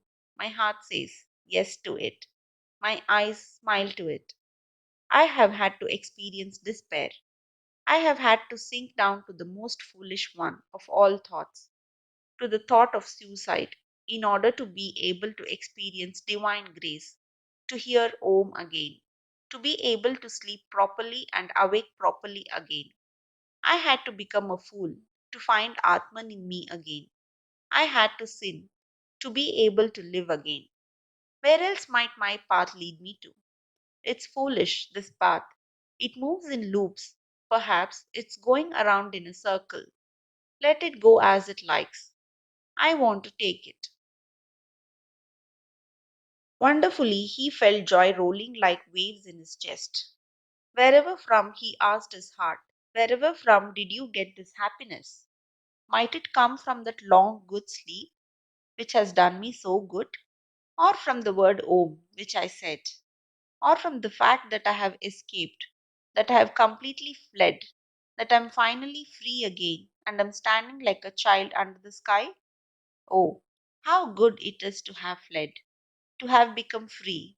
How clean and beautiful is the air here. How good to breathe. There, where I ran away from, there everything smelled of ointments, of spices, of wine, of excess, of sloth. How did I hate this world of the rich, of those who revel in fine food, of the gamblers? How did I hate myself for staying in this terrible world for so long? How did I hate myself, have deprived, poisoned, tortured myself, have made myself old and evil? No, never again I will, as I used to do things like so much, delude myself into thinking that Siddhartha was wise. But this one thing I have done well. This I like. This I must praise, that there is now an end to that hatred against myself, to that foolish and dreary life. I praise you, Siddhartha. After so many years of foolishness, you have once again had an idea, have done something, have heard the bird in your chest singing, and have followed it. Thus, he praised himself, found joy in himself, listened curiously to his stomach, which was rumbling with hunger. He had now, so he felt, in these recent times and days, completely tasted and spit out, devoured up to the point of desperation and death, a piece of suffering, a piece of misery. Like this, it was good. For much longer, he could have stayed with Kamaswami, made money, wasted money, filled his stomach, and let his soul die of thirst. For much longer, he could have lived in this soft, well upholstered hell if this had not happened. The moment of complete hopelessness and despair, the extreme moment when he hung over the rushing waters and was ready to destroy himself, that he has felt this despair, this deep disgust, and that he had not succumbed to it, that the bird, the joyful source and voice in him, was still alive after all. This was why he felt joy. This was why he laughed. This was why his face was smiling brightly under his hair. which had turned grey. It's good, he thought, to get a taste of everything for oneself, which one needs to know. That lust for the world and riches do not belong to the good things. I have already learned as a child. I have known it for a long time, but have experienced only now. And now I know it. Don't just know it in my memory, but in my eyes, in my heart, in my stomach. Good for me to know this. For a long time he pondered his transformation, listened to the bird as it sang for joy. Had not this bird died in him? Had he not felt his death? No. Something else from within him had died. Something which already for a long time had yearned to die. Was it not this what he used to intend to kill in his ardent years as a penitent? Was this not his self, his small, frightened, and proud self he had wrestled with for so many years, which had defeated him again and again, which was back again after every killing, prohibited joy, felt fear? Was it not this which today had finally come to its death here in the forest by this lovely river? Was it not due to his death that he was now like a child, so full of trust, so without fear, so full of joy? Now, Siddhartha also got some idea of why he had fought this self in vain as a Brahman, as a penitent. Too much knowledge had held him back, too many holy verses, too many sacrificial rules, too much self castigation, so much doing and striving for that goal. Full of arrogance, he had been always the smartest, always working the most, always one step ahead of all others, always the knowing and spiritual one, always the priest or wise man. Into being a priest, into this arrogance, into this spirituality, his self had retreated. There it sat firmly and grew, while he thought he would kill it by fasting and penance. Now he saw it and saw that the secret voice had been right, that no teacher would ever have been able to bring about this salvation. Therefore, he had to go out into the world, lose himself to lust and power, to women and money, had to become a merchant, a dice gambler, a drinker, and a greedy person until the priest and Samana in him was dead. Therefore, he had to continue bearing these ugly years, bearing the disgust, the teachings, the pointlessness of a dreary and wasted life up to the end, up to bitter despair, until Siddhartha the lustful, Siddhartha the greedy could also die. He had died. A new Siddhartha had woken up from the sleep. He would also grow old. He would also eventually have to die. Mortal was Siddhartha. Mortal was every physical form. But today he was young, was a child, the new Siddhartha, and was full of joy. He thought these thoughts, listened with a smile to his stomach, listened gratefully to a buzzing bee. Cheerfully he looked into the rushing river. Never before he had like a watered so well as this one. Never before he had perceived the voice and the parable of the moving water thus strongly and beautifully. It seemed to him as if the river had something special to tell him, something he did not know yet, which was still awaiting him. In this river, Siddhartha had intended to drown himself. In it, the old, tired, desperate Siddhartha had drowned today. But the new Siddhartha felt a deep love for this rushing water and decided for himself not to leave it very soon.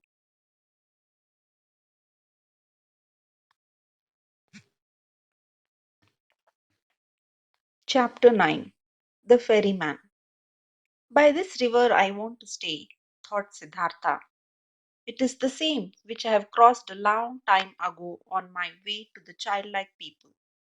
A friendly ferryman had guided me then. He is the one I want to go to.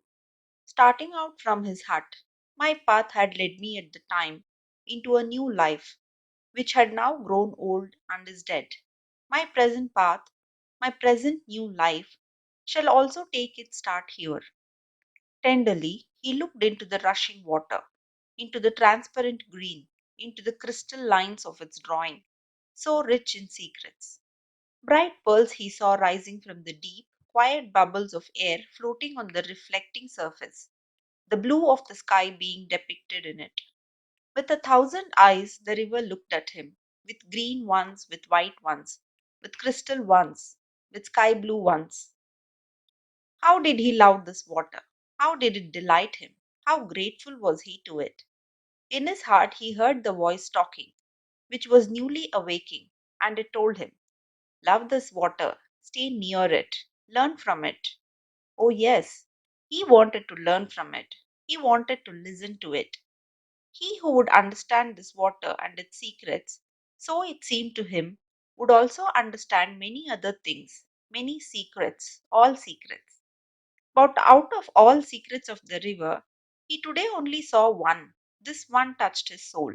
He saw this river ran and ran, incessantly it ran, and was nevertheless always there, was always at all times the same, and yet new in every moment. Great be he who would grasp this, understand this. He understood and grasped it, not only felt some idea of its stirring, a distant memory, divine voices. Siddhartha rose. The workings of hunger in his body became unbearable. In a daze he walked on, up the path by the bank, upriver, listened to the current, listened to the rumbling hunger in his body. When he reached the ferry, the boat was just ready, and the same ferryman who had once transported the young Samana across the river stood in the boat. Siddhartha recognized him. He had also aged very much. Would you like to ferry me over? He asked. The ferryman, being astonished to see such an elegant man walking along and on foot, took him into his boat and pushed it off the bank. It's a beautiful life you have chosen for yourself, the passenger spoke. It must be beautiful to live by this water every day and to cruise on it. With a smile, the man at the oar moved from side to side. It's beautiful, sir. It is as you say. But isn't every life, isn't every work beautiful?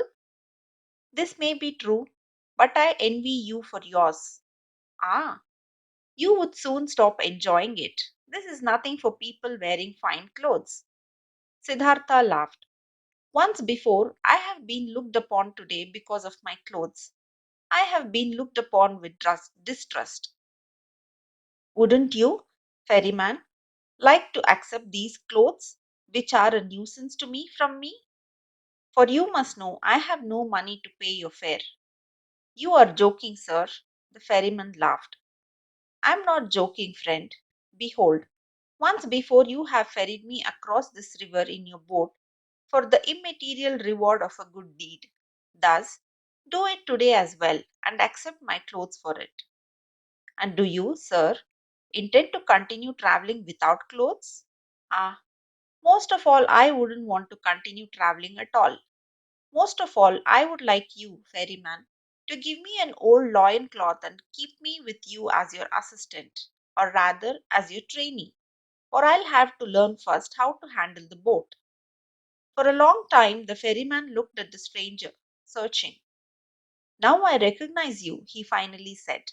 At one time, you have slept in my hut. This was a long time ago, possibly more than 20 years ago, and you've been ferried across the river by me, and we parted like good friends.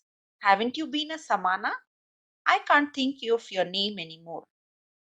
My name is Siddhartha, and I was a Samana when you have last seen me. So be welcome, Siddhartha. My name is Vasudeva.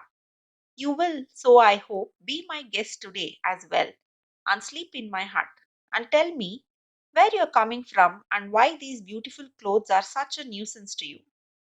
They had reached the middle of the river, and Vasudeva pushed the oar with more strength in order to overcome the current. He worked calmly, his eyes fixed in on the front of the boat with brawny arms. Siddhartha sat and watched him, and remembered how once before, on that last day of his time as a Samana, love for this man had stirred in his heart. Gratefully, he accepted Vasudeva's invitation. When they had reached the bank, he helped him to tie the boat to the stakes. After this, the ferryman asked him to enter the hut. offered him bread and water, and Siddhartha ate with eager pleasure, and also ate with eager pleasure of the mango fruits Vasudeva had offered him. Afterwards, it was almost the time of the sunset. They sat on a log by the bank, and Siddhartha told the ferryman about where he originally came from and about his life, as he had seen it before his eyes today, in that hour of despair. Until late at night lasted his tale. Vasudeva listened with great attention. Listening carefully, he let everything enter his mind, birthplace and childhood, all that learning, all that searching, all joy, all distress. This was among the ferryman's virtues one of the greatest. Like only a few, he knew how to listen. Without him having spoken a word, the speaker sensed how Vasudeva let his words enter his mind, quiet, open, waiting, how he did not lose a single one, awaited not a single one with impatience, did not add his praise or rebuke, was just listening. Siddhartha felt what a happy fortune it is to confess to such a listener, to bury in his heart his own life, his own search, his own suffering. But in the end of Siddhartha's tale, when he spoke of the tree by the river and his deep fall, of the holy Om, and how he had felt such a love for the river after his slumber, the ferryman listened with twice the attention, entirely and completely absorbed by it, with his eyes closed. But when Siddhartha fell silent, and a long silence had occurred, then Vasudeva said, "It is as I thought. The river has spoken to you. It is your friend as well. It speaks to you as well. That is good. That is very good. Stay with me, Siddhartha, my friend. I used to have a wife. Her bed was next to mine. But she has died a long time ago. A long time I have lived alone. Now you shall live with me. There is space and food for both of us." "I thank you," said Siddhartha. "I thank you and accept. And I also thank you for this, Vasudeva, for listening to me so well. These people are rare who know how to listen, and I did not meet a single one who knew it as well as you did. I will also learn in this respect from you." "You will learn it," spoke Vasudeva, "but not from me. The river has taught me to listen. From it, you will learn it as well. It knows everything, the river. Everything can be learned from it. See, you have already learned this from the water too, that it is good to strive downwards, to sink, to seek depth. The rich and elegant Siddhartha is becoming an oarsman's servant. The learned Brahman, Siddhartha, becomes a ferryman. This has also been told to you by the river. You will learn that other thing from it as well," quoth Siddhartha after a long pause. "What other thing, Vasudeva?" Vasudeva rose. "It is late," he said. "Let's go to sleep. I can't tell you that other thing, oh friend.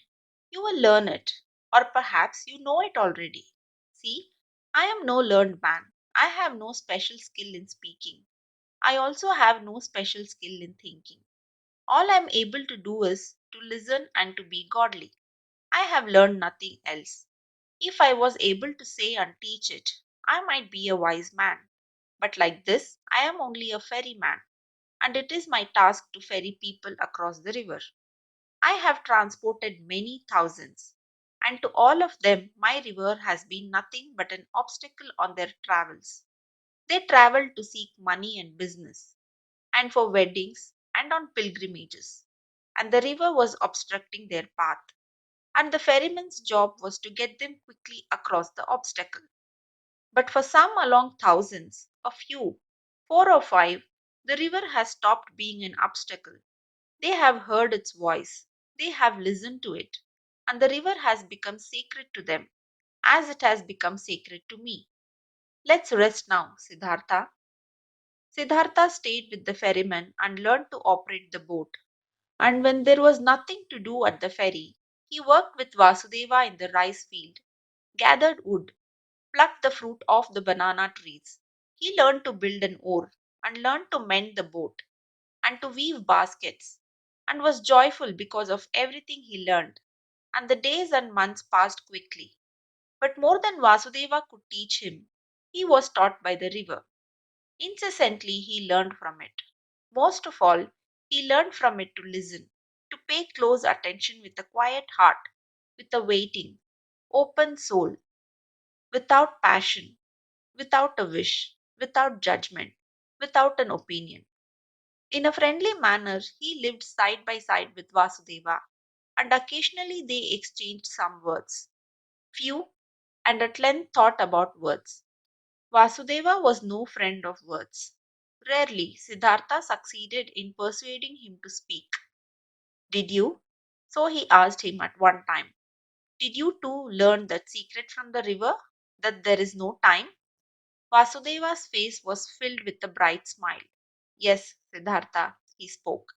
It is this what you mean, isn't it?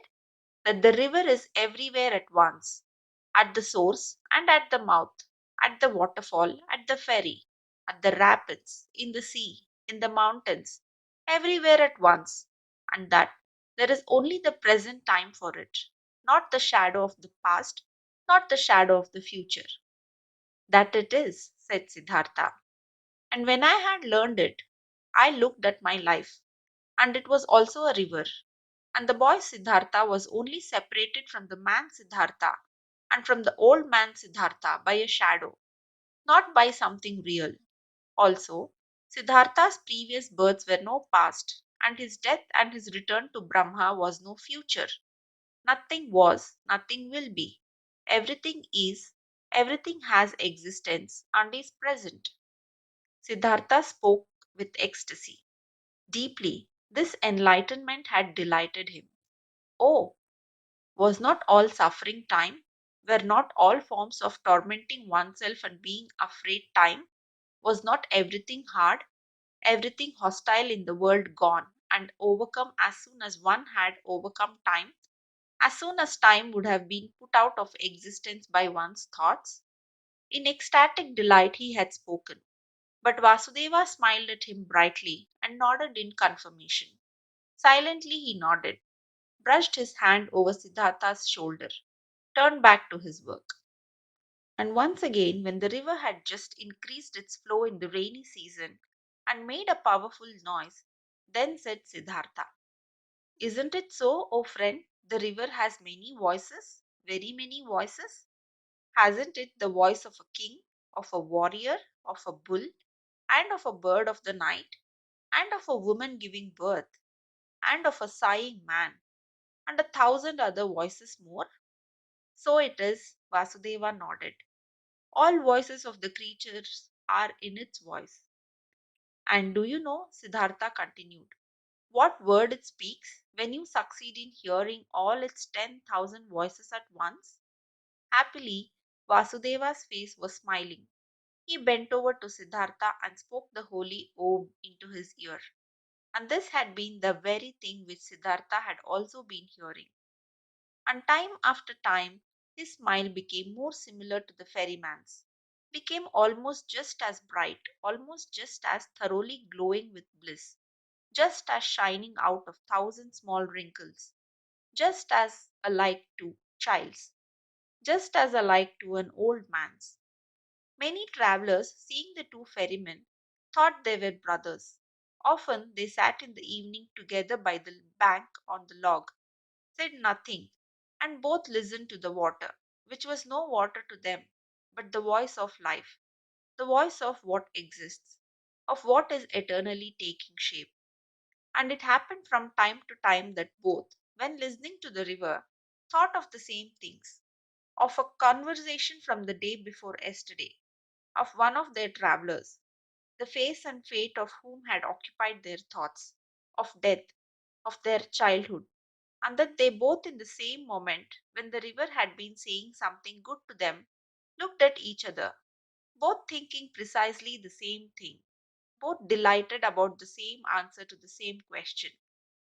There was something about this ferry and the two ferrymen which was transmitted to others, which many of the travelers felt. It happened occasionally that a traveler, after having looked at the face of one of the ferrymen, started to tell the story of his life, told about pains, confessed evil things, asked for comfort and advice. It happened occasionally that someone asked for permission to stay for a night with them to listen to the river. It also happened that curious people came who had been told that there were two wise men, or sorcerers, or holy men living by that ferry. The curious people asked many questions, but they got no answers, and they found neither sorcerers nor wise men. They only found two friendly little old men who seemed to be mute and to have become a bit strange and gaga. And the curious people laughed and were discussing how foolishly and gullibly the common people were spreading such empty rumors. The years passed by, and nobody counted them. Then, at one time, monks came by on a pilgrimage, followers of Gotama, the Buddha, who were asking to be ferried across the river. And by them the ferrymen were told that they were most hurriedly walking back to their great teacher, for the news had spread that the exalted one was deadly sick and would soon die his last human death in order to become one with the salvation. It was not long until a new flock of monks came along on their pilgrimage, and another one, and the monks as well as most of the other travelers and people walking through the land spoke of nothing else than of Gotama and his impending death. And as people are flocking from everywhere and from all sides when they are going to war or to the coronation of a king, and are gathering like ants in droves, thus they flocked, like being drawn on by a magic spell, to where the great Buddha was awaiting his death, where the huge event was to take place, and the great perfected one of an era was to become one with the glory. Often Siddhartha thought in those days of the dying wise man, the great teacher, whose voice had admonished nations and had awoken hundreds of thousands, whose voice he had also once heard, whose holy face he had also once seen with respect. Kindly he thought of him, saw his path to perfection before his eyes, and remembered with a smile those words which he had once, as a young man, said to him, the exalted one. They had been, so it seemed to him, proud and precocious words. With a smile, he remembered them. For a long time, he knew that there was nothing standing between Gotama and him any more, though he was still unable to accept his teachings. No, there was no teaching a truly searching person, someone who truly wanted to find, could accept. But he who had found, he could approve of any teachings, every path, every goal.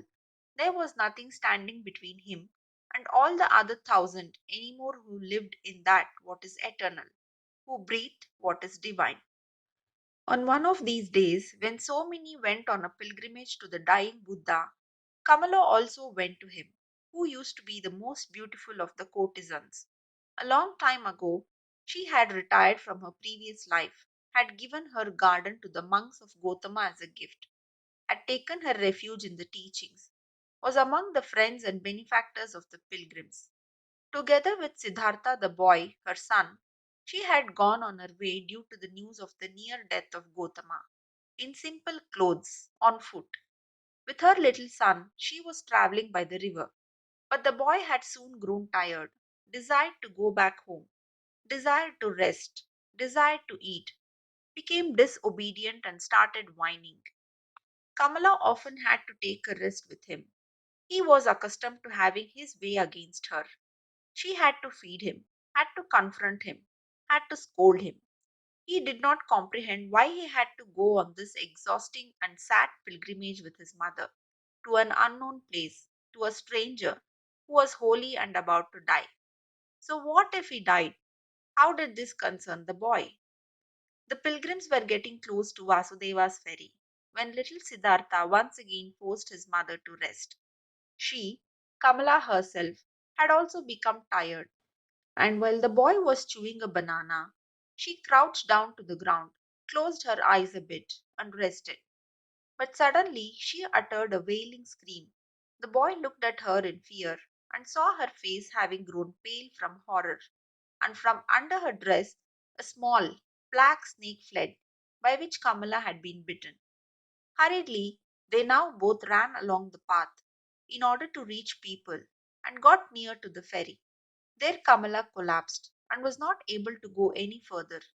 But the boy started crying miserably, only interrupting it to his kiss and hug his mother, and she also joined his loud screams for help until the sound reached Vasudeva's ears, who stood at the ferry. Quickly he came walking, took the woman on his arms, carried her into the boat. The boy ran along, and soon they all reached the hut, where Siddhartha stood by the stove and was just lighting the fire. He looked up and first saw the boy's face, which wondrously reminded him of something, like a warning to remember something he had forgotten. Then he saw Kamala, whom he instantly recognized, though she lay unconscious in the ferryman's arms, and now he knew that it was his own son, whose face had been such a warning reminder to him, and the heart stirred in his chest. Kamala's wound was washed, but had already turned black and her body was swollen. She was made to drink a healing potion. Her consciousness returned. She lay on Siddhartha's bed in the hut, and bent over her stood Siddhartha, who used to love us so much. It seemed like a dream to her. With a smile, she looked at her friend's face. Just slowly she realized her situation, remembered the bite, called timidly for the boy.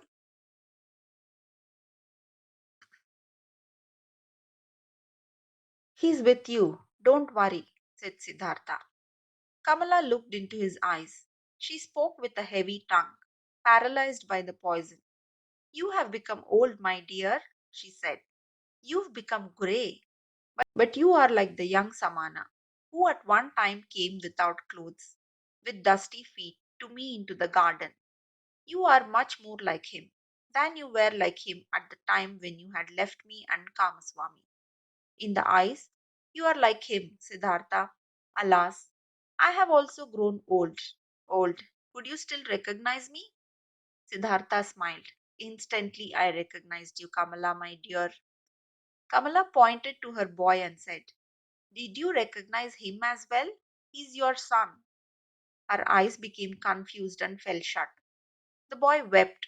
Siddhartha took him on his knees, let him weep, petted his hair, and at the sight of the child's face, a Brahman prayer came to his mind, which he had learned a long time ago, when he had been a little boy himself.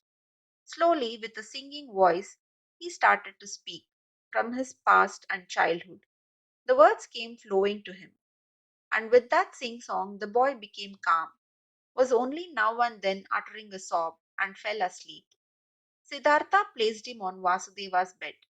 Vasudeva stood by the stove and cooked rice. Siddhartha gave him a look, which he returned with a smile. She'll die, Siddhartha said quietly. Vasudeva nodded. Over his friendly face ran the light of the stove's fire. Once again, Kamala returned to consciousness. Pain distorted her face. Siddhartha's eyes read the suffering on her mouth, on her pale cheeks. Quietly he read it, attentively, waiting, his mind becoming one with her suffering. Kamala felt it. Her gaze sought his eyes. Looking at him, she said, now I see that your eyes have changed as well. They have become completely different. By what do I still recognize that you are Siddhartha? It's you, and it's not you. Siddhartha said nothing. Quietly, his eyes looked at hers. You have achieved it? She asked. You have found peace? He smiled and placed his hand on hers. I'm seeing it, she said. I'm seeing it. I too will find peace. You have found it, Siddhartha spoke in a whisper. Kamala never stopped looking into his eyes. She thought about her pilgrimage to Gotama, which wanted to take in order to see the face of the perfected one, to breathe his peace, and she thought that she had now found him in his place, and that it was good, just as good, and as if she had seen the other one. She wanted to tell this to him, but the tongue no longer obeyed her will. Without speaking, she looked at him, and he saw the life fading from her eyes. When the final pain filled her eyes and made them grow dim, when the final shiver ran through her limbs, his finger closed her eyelids. For a long time he sat and looked at her peacefully dead face. For a long time he observed her mouth. her old, tired mouth with those lips which had become thin, and he remembered that he used to, in the spring of his years, compare this mouth with a freshly cracked fig. For a long time he sat, red in the pale face, in the tired wrinkles, filled himself with this sight, saw his own face lying in the same manner, just as white, just as quenched out, and saw at the same time his face and hers being young, with red lips, with fiery eyes, and the feeling of this both being present and at the same time real, the feeling of eternity, completely filled every aspect of his being. Deeply he felt, more deeply than ever before in this hour, the indestructibility of every life, the eternity of every moment. When he rose, Vasudeva had prepared rice for him, but Siddhartha did not eat. In the stable where their goats stood, the two old men prepared beds of straw for themselves, and Vasudeva lay himself down to sleep. But Siddhartha went outside and sat this night before the hut, listening to the river, surrounded by the past, touched and encircled by all times of his life at the same time. But occasionally he rose, stepped to the door of the hut, and listened whether the boy was sleeping. Early in the morning, even before the sun could be seen, Vasudeva came out of the stable and walked over to his friend. You haven't slept, he said. No, Vasudeva, I sat here. I was listening to the river. A lot it has told me. Deeply it has filled me with the healing thought, with the thought of oneness.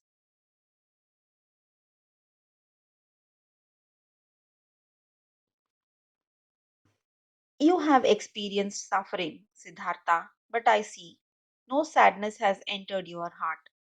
No, my dear, how should I be sad? I, who have been rich and happy, have become even richer and happier now. My son has been given to me. Your son shall be welcome to me as well. But now, Siddhartha, let's get to work. There is much to be done. Kamala has died on the same bed on which my wife had died a long time ago. Let us also build Kamala's funeral pile on the same hill on which I had then built my wife's funeral pile. While the boy was still asleep, they built the funeral pile. Chapter 10. The Son. Timid and weeping, the boy had attended his mother's funeral. Gloomy and shy, he listened to Siddhartha, who greeted him as his son and welcomed him at his place in Vasudeva's hut.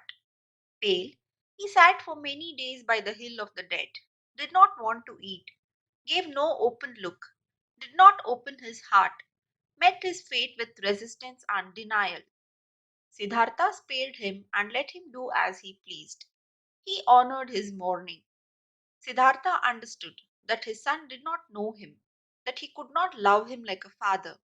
Slowly, he also saw and understood that the 11-year-old boy was a pampered boy, a mother's boy, and that he had grown up in the habits of rich people, accustomed to finer food, to a soft bed, accustomed to giving order to servants. Siddhartha understood that the mourning, pampered child could not suddenly and willingly be content with a life among strangers and in poverty. He did not force him. He did many a chore for him, always picked the best piece of the meal for him. Slowly, he hoped to win over him by friendly patience. Rich and happy, he had called himself when the boy had come to him. Since time had passed on in the meantime, the boy remained a stranger and in a gloomy disposition, since he displayed a proud and stubbornly disobedient heart, did not want to do any work, did not pay his respect to the old men, stole from Vasudeva's fruit trees. Then Siddhartha began to understand that his son had not brought him happiness and peace, but suffering and worry. But he loved him, and he preferred the suffering and worries of love over happiness and joy without the boy. Since young Siddhartha was in the hut, the old men had split the work. Vasudeva had again taken on the job of the ferryman all by himself, and Siddhartha, in order to be with his son, did the work in the hut and the field. For a long time, for long months, Siddhartha waited for his son to understand him. to accept his love, to perhaps reciprocate it. For long months, Vasudeva waited, watched, waited, and said nothing. One day, when Siddhartha the younger had once again tormented his father very much with spite and an unsteadiness in his wishes, and had broken both of his rice bowls, Vasudeva took in the evening his friend aside and talked to him. Pardon me, he said. From a friendly heart, I am talking to you. I am seeing that you are tormenting yourself. I am seeing that you are in grief. Your son, my dear, is worrying you, and he is also worrying me. That young bird is accustomed to a different life, to a different nest. He has not, like you, ran away from riches in the city, being disgusted and fed up with it, against his will. He had to leave all this behind. I asked the river, oh friend, many times I have asked it. But the river laughs. It laughs at me. It laughs at you and me, and is shaking with laughter at our foolishness. Water wants to join water. Youth wants to join youth.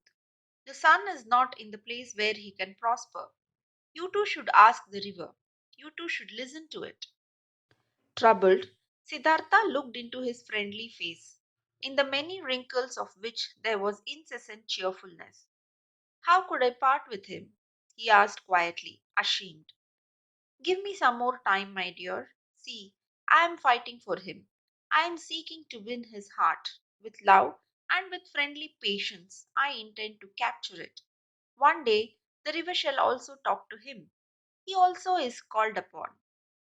Vasudeva's smile flourished more warmly. Oh, yes, he too is called upon. He too is of the eternal life. But do we, you and me, know what he is called upon to? What part to take? What actions to perform? What pain to endure? Not a small one his pain will be. After all, his heart is proud and hard. People like this have to suffer a lot, err a lot, do much injustice, burden themselves with much sin.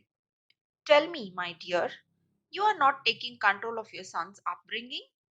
You don't force him, you don't beat him, you don't punish him. No, Vasudeva, I don't do anything of this. I knew it. You don't force him, don't beat him, don't give him orders, because you know that soft is stronger than hard, water stronger than rocks, love stronger than force. Very good, I praise you. But aren't you mistaken in thinking that you wouldn't force him, wouldn't punish him? Don't you shackle him with your love? Don't you make him feel inferior every day? And don't you make it even harder on him with your kindness and patience? Don't you force him, the arrogant and pampered boy, to live in a hut with two old banana eaters, to whom even rice is a delicacy, whose thoughts can't be his, whose hearts are old and quiet and beats in a different pace than his? Isn't forced? Isn't he punished by all this? Troubled, Siddhartha looked to the ground. Quietly he asked, what do you think I should do? Quoth Vasudeva. Bring him into the city. Bring him into his mother's house. There will still be servants around. Give him to them. And when there aren't any around anymore, bring him to a teacher, not for the teaching's sake, but so that he shall be among other boys and among girls and in the world which is his own. Have you never thought of this? You are seeing into my heart. Siddhartha spoke sadly. Often I have thought of this. But look, how shall I put him, who had no tender heart anyhow, into this world? Won't he become exuberant? Won't he lose himself to pleasure and power? Won't he repeat all of his father's mistakes? Won't he perhaps get entirely lost in Sansara? Brightly the ferryman's smile lit up. Softly he touched Siddhartha's arm and said, ask the river about it, my friend. Hear it laugh about it. Would you actually believe that you had committed your foolish acts in order to spare your son from committing them too? And could you in any way protect your son from Sansara? How could you? By means of teachings, prayer, admonition? My dear, have you entirely forgotten that story? That story containing so many lessons. That story about Siddhartha, a Brahman son, which you once told me here on this very spot? Who has kept the Samana Siddhartha safe from Sansara, from sin, from greed, from foolishness? Were his father's religious devotion, his teacher's warnings, his own knowledge, his own search able to keep him safe? Which father, which teacher had been able to protect him from living his life for himself, from soiling himself with life, from burdening himself with guilt, from drinking the bitter drink for himself, from finding his path for himself? Would you think, my dear, anybody might perhaps be spared from taking this path? That perhaps your little son would be spared because you love him, because you would like to keep him from suffering and pain and disappointment? But even if you would die 10 times for him, you would not be able to take the slightest part of his destiny upon yourself. Never before Vasudeva had spoken so many words. Kindly Siddhartha thanked him, went troubled into the hut, could not sleep for a long time. Vasudeva had told him nothing he had not already thought and known for himself. But this was a knowledge he could not act upon.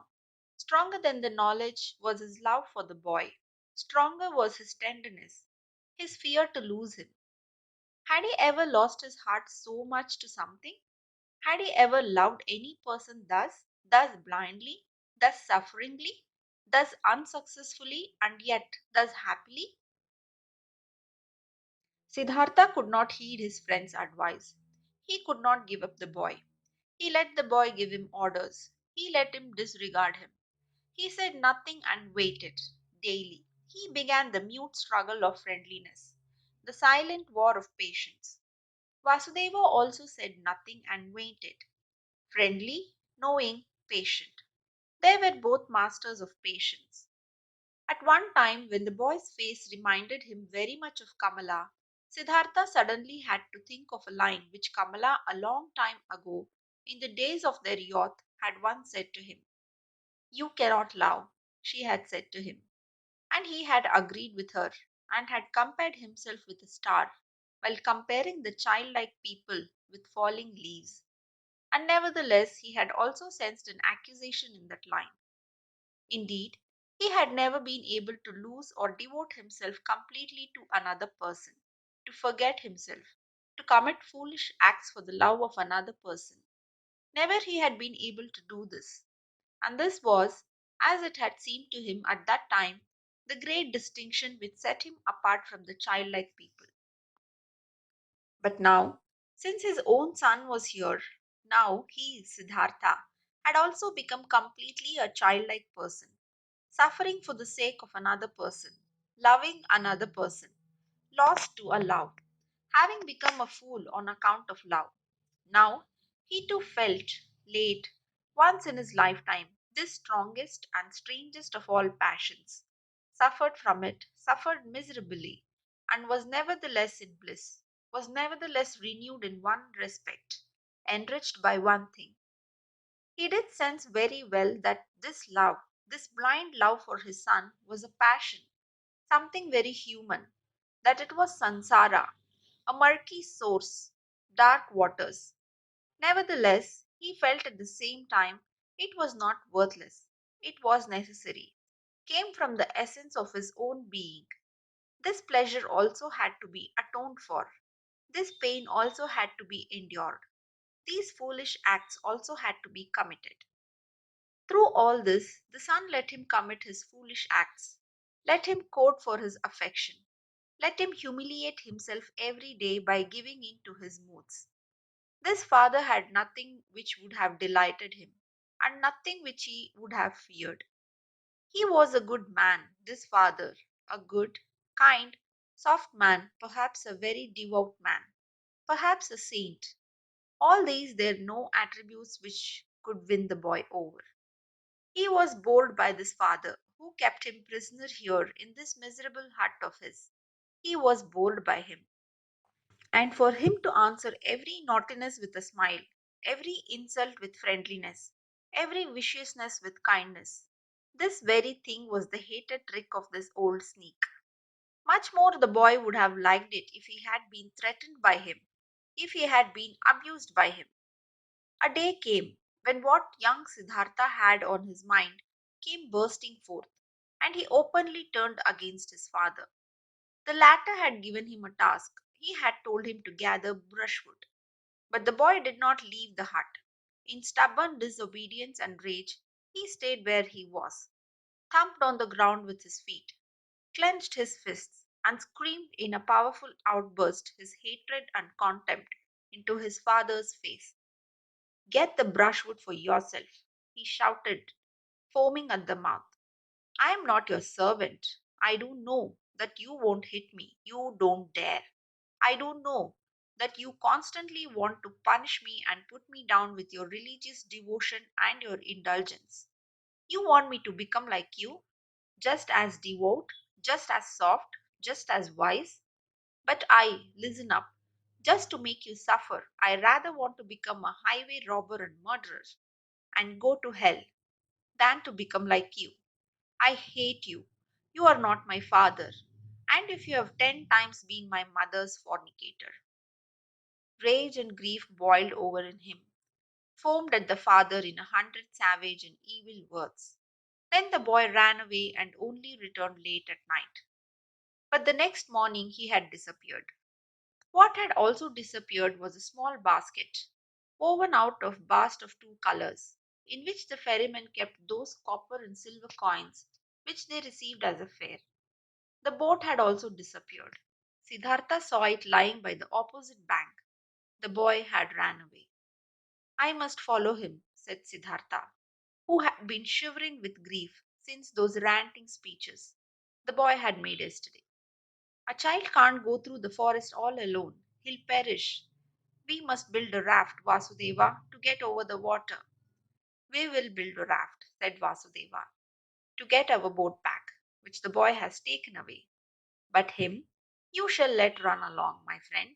He is no child any more. He knows how to get around. He is looking for the path to the city. And he is right. Don't forget that. He is doing what you have failed to do yourself. He is taking care of himself. He is taking his course. Alas, Siddhartha, I see you suffering. But you are suffering a pain at which one would like to laugh, at which you will soon laugh for yourself. Siddhartha did not answer.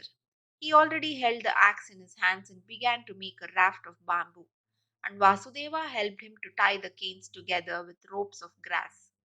Then they crossed over, drifted far off their course, pulled the raft upriver on the opposite bank. Why did you take the axe along? Asked Siddhartha. Vasudeva said, it might have been possible that the oar of our boat got lost. But Siddhartha knew what his friend was thinking.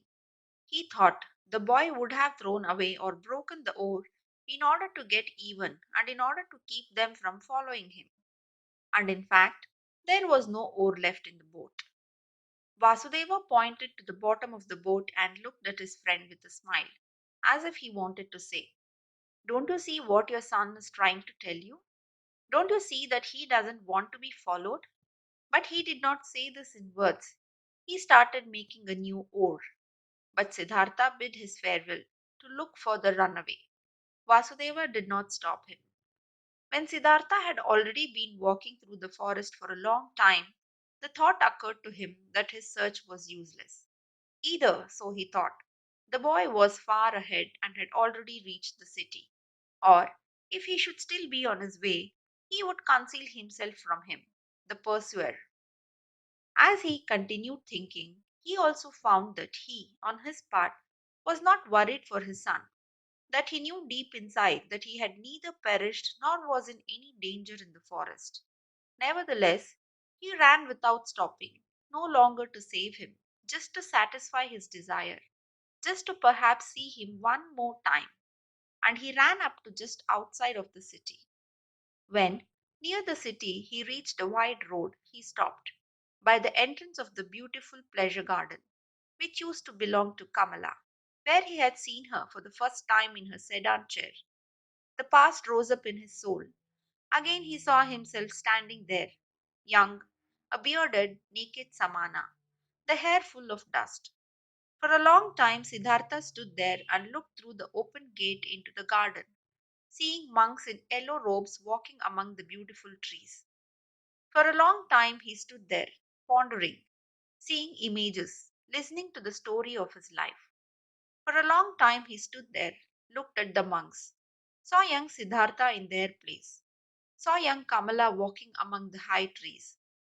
Clearly, he saw himself being served food and drink by Kamala, receiving his first kiss from her, looking proudly and disdainfully back on his Brahmanism, beginning proudly and full of desire his worldly life. He saw Kamaswami, saw the servants, the orgies, the gamblers with the dice, the musicians, saw Kamala's songbird in the cage, lived through all this once again, breathed Sansara, was once again old and tired, felt once again disgust, felt once again the wish to annihilate himself, was once again healed by the holy Om. After having been standing by the gate of the garden for a long time, Siddhartha realized that his desire was foolish, which had made him go up to this place, that he could not help his son, that he was not allowed to cling him. Deeply, he felt the love for the runaway in his heart, like a wound, and he felt at the same time that this wound had not been given to him in order to turn the knife in it, that it had to become a blossom and had to shine.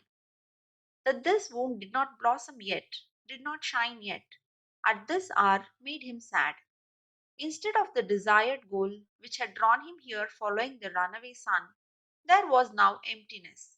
Sadly, he sat down, felt something dying in his heart, experienced emptiness, saw no joy any more, no goal. He sat lost in thought and waited. This he had learned by the river, this one thing, waiting, having patience, listening attentively. And he sat and listened in the dust of the road, listened to his heart, beating tiredly and sadly, waited for a voice. Many an hour he crouched, listening, saw no images any more, fell into emptiness, let himself fall, without seeing a path. And when he felt the wound burning, he silently spoke the Om, filled himself with Om. The monks in the garden saw him, and since he crouched for many hours and dust was gathering on his grey hair, one of them came to him and placed two bananas in front of him. The man did not see him. From this petrified state, he was awoken by a hand touching his shoulder. Instantly, he recognized this touch, this tender, bashful touch, and regained his senses. He rose and greeted Vasudeva, who had followed him.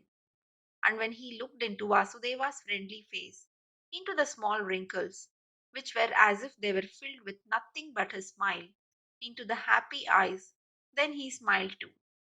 Now he saw the bananas lying in front of him, picked them up, gave one to the ferryman, ate the other one himself. After this, he silently went back into the forest with Vasudeva, returned home to the ferry. Neither one talked about what had happened today. Neither one mentioned the boy's name. Neither one spoke about him running away.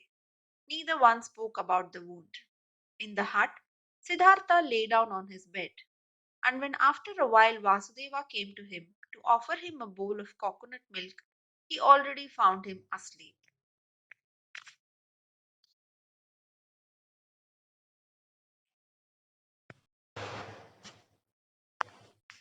Chapter 11. Om. For a long time, the wound continued to burn. Many a traveler Siddhartha had to ferry across the river who was accompanied by a son or a daughter, and he saw none of them without envying him, without thinking, so many thousands possess the sweetest of good fortunes. Why don't I? Even bad people, even thieves and robbers have children and love them, and are being loved by them, all except for me. This simply, thus without reason, he now thought, thus similar to the childlike people he had become. Differently than before, he now looked upon people, less smart, less proud, but instead warmer, more curious, more involved. When he ferried travelers of the ordinary kind, childlike people, businessmen, warriors, women, these people did not seem alien to him as they used to. He understood them. He understood and shared their life, which was not guided by thoughts and insight, but solely by urges and wishes. He felt like them. Though he was near perfection and was bearing his final wound, it still seemed to him as if those childlike people were his brothers. Their vanities, desires for possession, and ridiculous aspects were no longer ridiculous to him, became understandable, became lovable, even became worthy of veneration to him. The blind love of a mother for her child, the stupid, blind pride of a conceited father for his only son, the blind, wild desire of a young, vain woman for jewelry and admiring glances from men. All of these urges, all of this childish stuff, all these simple, foolish, but immensely strong, strongly living, strongly prevailing urges and desires were now no childish notions for Siddhartha anymore. He saw people living for their sake, saw them achieving infinitely much for their sake, traveling, conducting wars, suffering infinitely much, bearing infinitely much, and he could love them for it. And he saw life, that what is alive, the indestructible, the Brahman in each of their passions, each of their acts. Worthy of love and admiration were these people in their blind loyalty, their blind strength and tenacity. They lacked nothing. There was nothing the knowledgeable one, the thinker, had to put him above them except for one little thing, a single tiny small thing, the consciousness, the conscious thought of oneness of all life. And Siddhartha even doubted in many an hour whether this knowledge, this thought, was to be valued thus highly, whether it might not perhaps be a childish idea of thinking people, of the thinking and childlike people. In all other respects, the worldly people were equal rank to the wise men, were often far superior to them, just as animals too can, after all, in some moments, seem to be superior to humans in their tough, unrelenting performance of what is necessary. Slowly blossomed, slowly ripened in Siddhartha the realization, the knowledge, what wisdom actually was, what the goal of his long search was. It was nothing but a readiness of the soul, an ability, a secret art to think every moment while living his life, the thought of oneness, to be able to feel and inhale oneness. Slowly this blossomed in him, was shining back at him from Vasudeva's old, childlike face. Harmony, knowledge of the eternal perfection of the world, smiling, oneness. But the wound still burnt. Longingly and bitterly, Siddhartha thought of his son, nurtured his love and tenderness in his heart, allowed the pain to gnaw at him, committed all foolish acts of love. Not by itself, this flame would go out. And one day, when the wound burned violently, Siddhartha ferried across the river, driven by a yearning, got off the boat and was willing to go to the city to look for his son. The river flowed softly and quietly. It was the dry season, but its voice sounded strange. It laughed. It laughed clearly. The river laughed. It laughed brightly and clearly at the old ferryman. Siddhartha stopped. He bent over the river in order to hear even better, and he saw his face reflected in the quietly moving waters.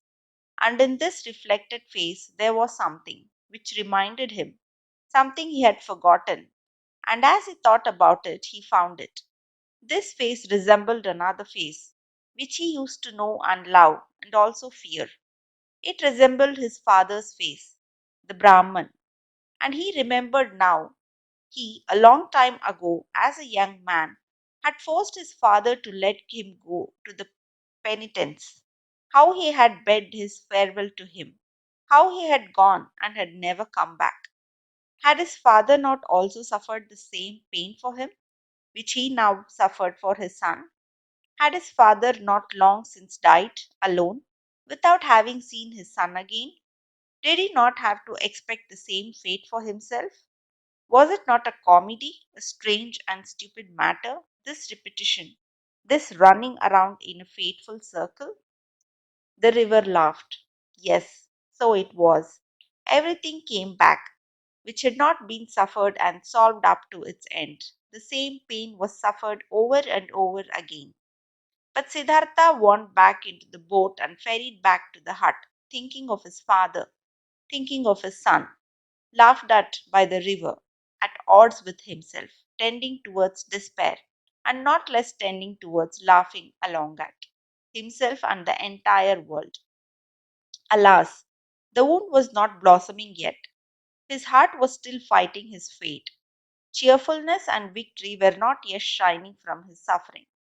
Nevertheless, he felt hope, and once he had returned to the hut, he felt an undefeatable desire to open up to Vasudeva, to show him everything, the master of listening, to say everything.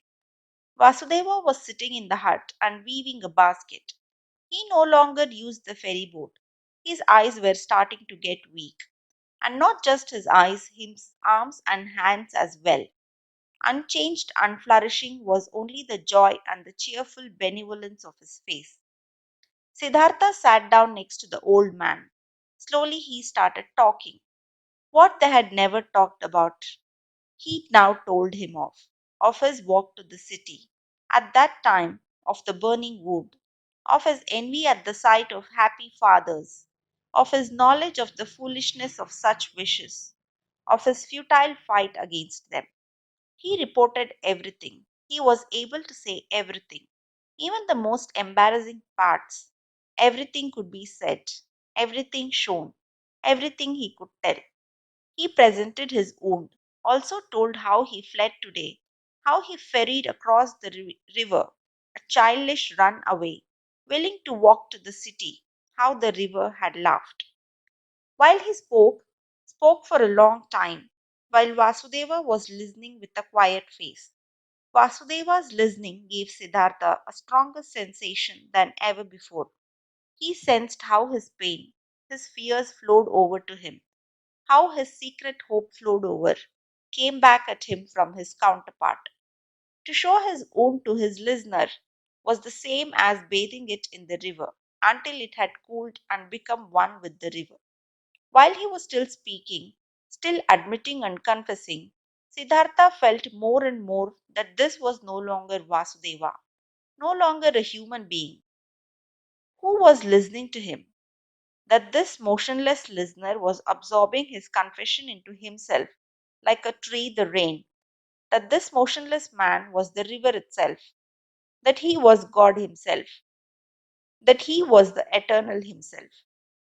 And while Siddhartha stopped thinking of himself and his wound, this realization of Vasudeva's changed character took possession of him. And the more he felt it and entered into it, the less wondrous it became. The more he realized that everything was in order and natural, that Vasudeva had already been like this for a long time, almost forever, that only he had not quite recognized it. Yes, that he himself had almost reached the same state. He felt that he was now seeing old Vasudeva as the people see the gods, and that this could not last. In his heart, he started bidding his farewell to Vasudeva. Through all this, he talked incessantly. When he had finished talking, Vasudeva turned his friendly eyes, which had grown slightly weak, at him, said nothing, let his silent love and cheerfulness, understanding and knowledge shine at him. He took Siddhartha's hand, led him to the seat by the bank, sat down with him, smiled at the river. You've heard it laugh, he said, but you haven't heard everything. Let's listen. You'll hear more. They listened. Softly sounded the river, singing in many voices. Siddhartha looked into the water, and images appeared to him in the moving water. His father appeared, lonely, mourning for his son.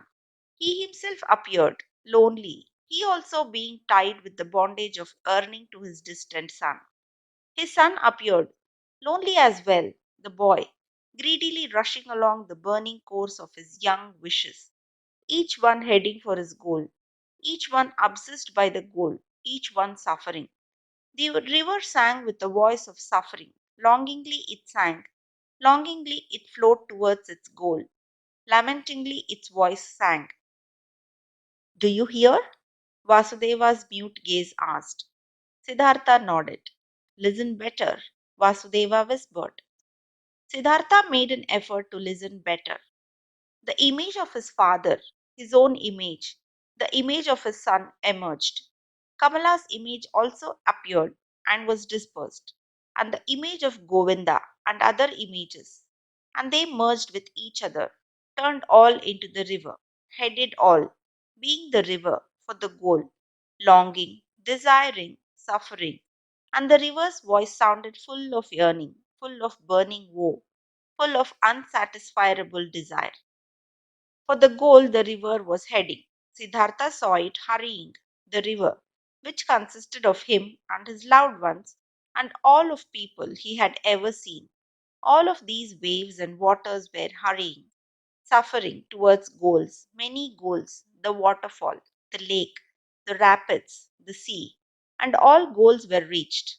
And every goal was followed by a new one, and the water turned into vapor and rose into the sky, turned into rain and poured down from the sky, turned into a source, a stream, a river, headed forward once again, flowed on once again.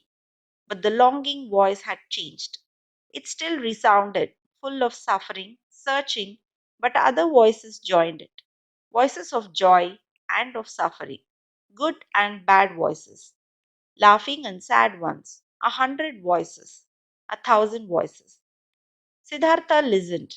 He was now nothing but a listener, completely concentrated on listening, completely empty. He felt that he had now finished learning to listen. Often before, he had heard all this, these many voices in the river. Today it sounded new. Already he could no longer tell the many voices apart, not the happy ones from the weeping ones, not the ones of children from those of men.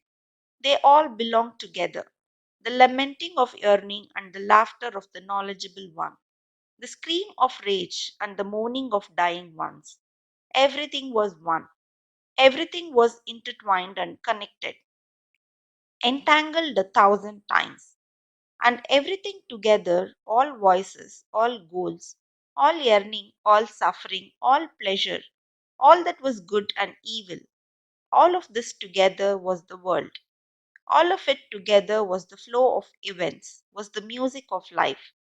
And when Siddhartha was listening attentively to this river, this song of 1,000 voices, when he neither listened to the suffering nor the laughter, when he did not tie his soul to any particular voice and submerged his self into it, but when he heard them all, perceived the whole, the oneness, then the great song of the 1,000 voices consisted of a single word, which was Om, the perfection. Do you hear? Vasudeva's gaze asked again. Brightly, Vasudeva's smile was shining, floating radiantly over all the wrinkles of his old face, as the Om was floating in the air over all the voices of the river. Brightly his smile was shining when he looked at his friend, and brightly the same smile was now starting to shine on Siddhartha's face as well. His wound blossomed. His suffering was shining. His self had flown into the oneness. In this hour, Siddhartha stopped fighting his fate, stopped suffering. On his face flourished the cheerfulness of a knowledge which is no longer opposed by any will, which knows perfection, which is in agreement with the flow of events, with the current of life, full of sympathy for the pain of others, full of sympathy for the pleasure of others, devoted to the flow, belonging to the oneness. When Vasudeva rose from the seat by the bank, when he looked into Siddhartha's eyes and saw the cheerfulness of the knowledge shining in them, he softly touched his shoulder with his hand in this careful and tender manner and said, I have been waiting for this hour, my dear. Now that it has come, let me leave. For a long time, I have been waiting for this hour. For a long time, I have been Vasudeva the ferryman. Now it's enough. Farewell, heart. Farewell, river. Farewell, Siddhartha. Siddhartha made a deep bow before him who bid his farewell. I have known it, he said quietly. You'll go into the forests? I am going into the forests. I am going into the oneness, spoke Vasudeva with a bright smile. With a bright smile, he left. Siddhartha watched him leaving.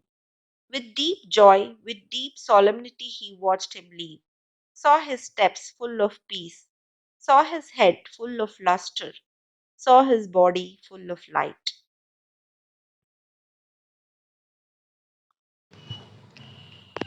Chapter 12 Govinda. Together with other monks, Govinda used to spend the time of rest between pilgrimages in the pleasure grove which the courtesan Kamala had given to the followers of Gotama for a gift. He heard talk of an old ferryman who lived one day's journey away by the river and who was regarded as a wise man by many. When Govinda went back on his way, he chose the path to the ferry, eager to see the ferryman. Because, though he had lived his entire life by the rules, though he was also looked upon with veneration by the younger monks on account of his age and his modesty, the restlessness and the searching still had not perished from his heart. He came to the river and asked the old man to ferry him over. And when they got off the boat on the other side, he said to the old man, You are very good to us monks and pilgrims. You have already ferried many of us across the river. Aren't you too, ferryman, a searcher for the right path? Quoth Siddhartha, smiling from his old eyes. Do you call yourself a searcher, O venerable one? Though you are already an old in years and are wearing the robe of Gotama's monks? It's true, I am old, spoke Govinda, but I haven't stopped searching. Never I'll stop searching. This seems to be my destiny. You too, so it seems to me, have been searching. Would you like to tell me something, O honorable one? Quoth Siddhartha. What should I possibly have to tell you, O venerable one? Perhaps that you are searching far too much? That in all searching you don't find the time for finding? How come? Asked Govinda. When someone is searching, said Siddhartha, then it might easily happen that the only thing his eyes still see is what he searches for, that he is unable to find anything, to let anything enter his mind, because he always thinks of nothing but the object of his search, because he has a goal, because he is obsessed by the goal. Searching means having a goal, but finding means being free, being open, having no goal. You, O venerable one, are perhaps indeed a searcher because, striving for your goal, there are many things you don't see, which are directly in front of your eyes. I don't quite understand yet, asked Govinda. What do you mean by this? Quoth Siddhartha. A long time ago, O venerable one, many years ago, you have once before been at this river and have found a sleeping man by the river and have sat down with him to guard his sleep. But, O Govinda, you did not recognize the sleeping man. Astonished as if he had been the object of a magic spell, the monk looked into the ferryman's eyes. Are you Siddhartha? He asked with a timid voice. I wouldn't have recognized you this time as well. From my heart, I am greeting you, Siddhartha, from my heart. I am happy to see you once again. You have changed a lot, my friend. And so you have now become a ferryman? In a friendly manner, Siddhartha laughed. A ferryman, yes. Many people, Govinda, have to change a lot, have to wear many a robe. I am one of those, my dear. Be welcome, Govinda, and spend the night in my hut. Govinda stayed the night in the hut and slept on the bed, which used to be Vasudeva's bed. Many questions he posed to the friend of his youth. Many things Siddhartha had to tell him from his life. When in the next morning the time had come to start the day's journey, Govinda said, not without hesitation, these words. Before I'll continue on my path, Siddhartha, permit me to ask one more question. Do you have a teaching? Do you have a faith or a knowledge you follow which helps you to live and to do right? Quoth Siddhartha. You know, my dear, that I already, as a young man, in those days when we lived with the penitents in the forest, started to distrust teachers and teachings and to turn my back to them. I have stuck with this. Nevertheless, I have had many teachers since then. A beautiful courtesan has been my teacher for a long time, and a rich merchant was my teacher, and some gamblers and dice. Once, even a follower of Buddha, traveling on foot, has been my teacher. He sat with me when I had fallen asleep in the forest on the pilgrimage. I have also learned from him. I am also grateful to him, very grateful. But most of all, I have learned here from this river and from my predecessor, the ferryman Vasudeva. He was a very simple person, Vasudeva. He was no thinker, but he knew what is necessary just as well as Gotama. He was a perfect man, a saint. Govinda said, "Still, O Govinda, you love a bit to mock people, as it seems to me. I believe in you and know that you haven't followed a teacher. But haven't you found something by yourself? Though you have found no teachings, you still found certain thoughts, certain insights, which are your own and which help you live. If you would like to tell me some of these, you would delight my heart." Quoth Siddhartha, "I have had thoughts, yes, and insight again and again, sometimes for an hour or for an entire day.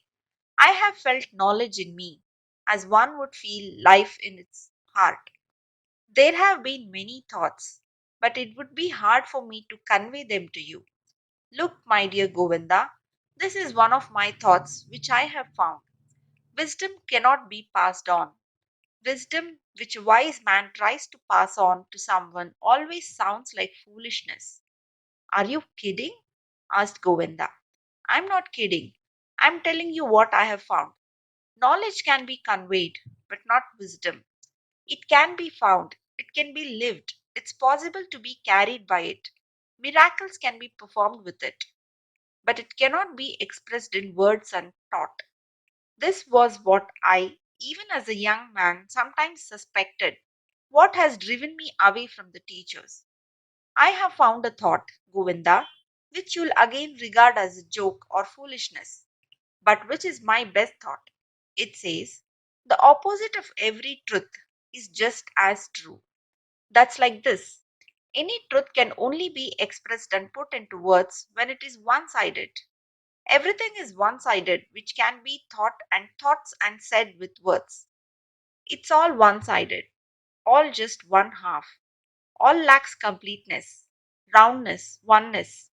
When the exalted Gotama spoke in his teachings of the world, he had to divide it into Sansara and Nirvana, into deception and truth, into suffering and salvation. It cannot be done differently. There's no other way for him who wants to teach. But the world itself, what exists around us and inside of us, is never one sided. A person or an act is never entirely samsara or entirely nirvana. A person is never entirely holy or entirely sinful. It does not really seem like this because we are subject to deception, as if time was something real. Time is not real, Govinda. I have experienced this often and often again. And if time is not real, then the gap which seems to be between the world and the eternity, between suffering and blissfulness, between evil and good, is also a deception. How come? Asked Govinda timidly. Listen well, my dear. Listen well. The sinner, which I am and which you are, is a sinner. But in times to come, he will be a Brahma again. He will reach the Nirvana, will be Buddha. And now see, these times to come are a deception, are only a parable. The sinner is not on his way to become a Buddha. He is not in the process of developing, though our capacity for thinking does not know how else to picture these things. No, within the sinner is now and today already the future of Buddha. His future is already all there. You have to worship in him, in you, in everyone the Buddha which is coming into being, the possible, the hidden Buddha. The world, my friend Govinda, is not perfect or on a slow path towards perfection. No, it's perfect in every moment. All sin already carries the divine forgiveness in itself. All small children already have the old person in themselves. All infants already have death. All dying people the eternal life. It is not possible for any person to see how far another one has already progressed on this path. In the robber and dice gambler, the Buddha is waiting. In the Brahman, the robber is waiting. In deep meditation, there is the possibility to put time out of existence, to see all life which was, is, and will be as if it was simultaneous.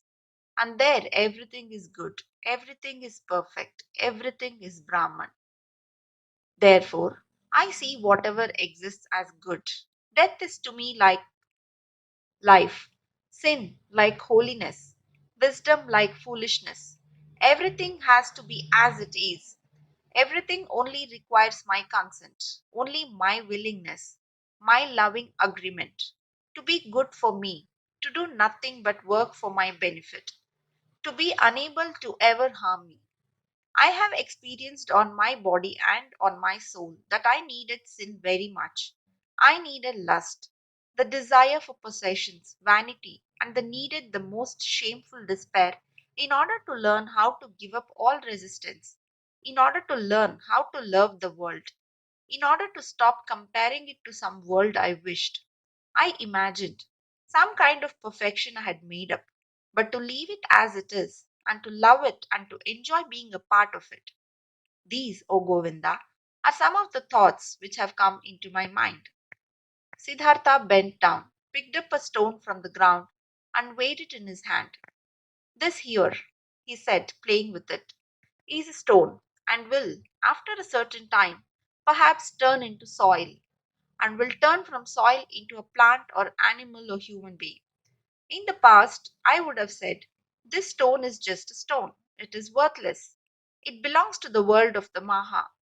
But because it might be able to become also a human being and a spirit in the cycle of transformations, therefore, I also grant it importance. Thus, I would perhaps have thought in the past. But today I think, this stone is a stone. It is also animal. It is also God. It is also Buddha. I do not venerate and love it because it could turn into this or that, but rather because it's already and always everything. And it is this very fact that it is a stone, what it appears to me now and today as a stone. This is why I love it and see worth and purpose in each of its veins and cavities, in the yellow, in the gray, in the hardness, in the sound it makes when I knock at it, in the dryness or wetness of its surface. There are stones which feel like oil or soap, and others leaves, others like sand, and every one is special and prays the Om in its own way. Each one is Brahman, but simultaneously, and just as much as it is a stone, is oily or juicy, and this is this very fact that I like and regard as wonderful and worthy of worship. But let me speak no more of this. The words are not good for the secret meaning. Everything always becomes a bit different as soon as it is put into words, gets distorted a bit silly, yes. And this is also very good, and I like it a lot. I also very much agree with this that this, what is one man's treasure and wisdom, always sounds like foolish to another person. Govinda listened silently. Why have you told me this about the stone? He asked hesitantly for a pause. I did it without any specific intention. Or perhaps what I meant was that love this very stone and the river and all these things we are looking at and from which we can learn. I can love a stone, Govinda, and also a tree or a piece of bark. These are things, and things can be loved. But I cannot love words. Therefore, teachings are no good for me. They have no hardness, no softness, no colors, no edges, no smell, no taste. They have nothing but words. Perhaps are these which keep you from finding peace. Perhaps these are the many words. Because salvation and virtue as well, Sansara and Nirvana as well, are mere words, Govinda. There's nothing which could be Nirvana. There is just the word nirvana. Quoth Govinda. Not just a word, my friend. Is nirvana? It's a thought. Siddhartha continued. A thought, it might be so. I must confess to you, my dear, I don't differentiate much between thoughts and words. To be honest, I also have no opinion of thoughts. I have a better opinion of things. Here on this ferry boat, for instance, a man has been my predecessor and teacher, a holy man who has for many years simply believed in the river, nothing else. He had noticed that the river spoke to him. He learned from it. It educated and taught him. The river seemed to be a god to him. For many years he did not know that every wind, every cloud, every bird, every beetle was just as divine and knows just as much and can teach just as much as the worshipped river. But when this holy man went into the forest, he knew everything, knew more than you and me, without teachers, without books, only because he had believed in the river. Govinda said, but is that what you call things? Actually, something real? Something which has existence? Isn't it just a deception of the Maha? Just an image and illusion? Your stone, your tree, your river, are they actually a reality? This too, spoke Siddhartha, I do not care very much about. Let the things be illusions or not. After all, I would then also be an illusion, and thus they are always like me. This is what makes them so dear and worthy of veneration for me. Like they are like me. Therefore, I can love them. And this is now a teaching you will laugh about. Love, O Govinda, seems to me the most important thing of all. To thoroughly understand the world, to explain it, to despise it, may be the thing great thinkers do. But I am only interested in being able to love the world, not to despise it, not to hate it and me, to be able to look upon it and me and all things with love and admiration and great respect. This I understand, spoke Govinda. But this very thing was discovered by the Exalted One to be a deception. He commands benevolence, clemency, sympathy, tolerance, but not love. He forbade us to tie our heart in love to earthly things. I know it, said Siddhartha. His smile shone golden. I know it, Govinda. And behold, with this we are right in the middle of the thicket of opinions, in the dispute about words. For I cannot deny my words of love are in a contradiction, a seeming contradiction with Gotama's words. For this very reason, I distrust in words so much, for I know this contradiction is a deception. I know that I am in agreement with Gotama. How should we not know love? He who has discovered all elements of human existence in their transitoriness, in their meaninglessness, and yet loved people thus much. To use a long, laborious life only to help them, to teach them. Even with him, even with your great teacher, I prefer the thing over the words. Place more importance on his acts and life than on his speeches, more on the gestures of his hand than his opinions.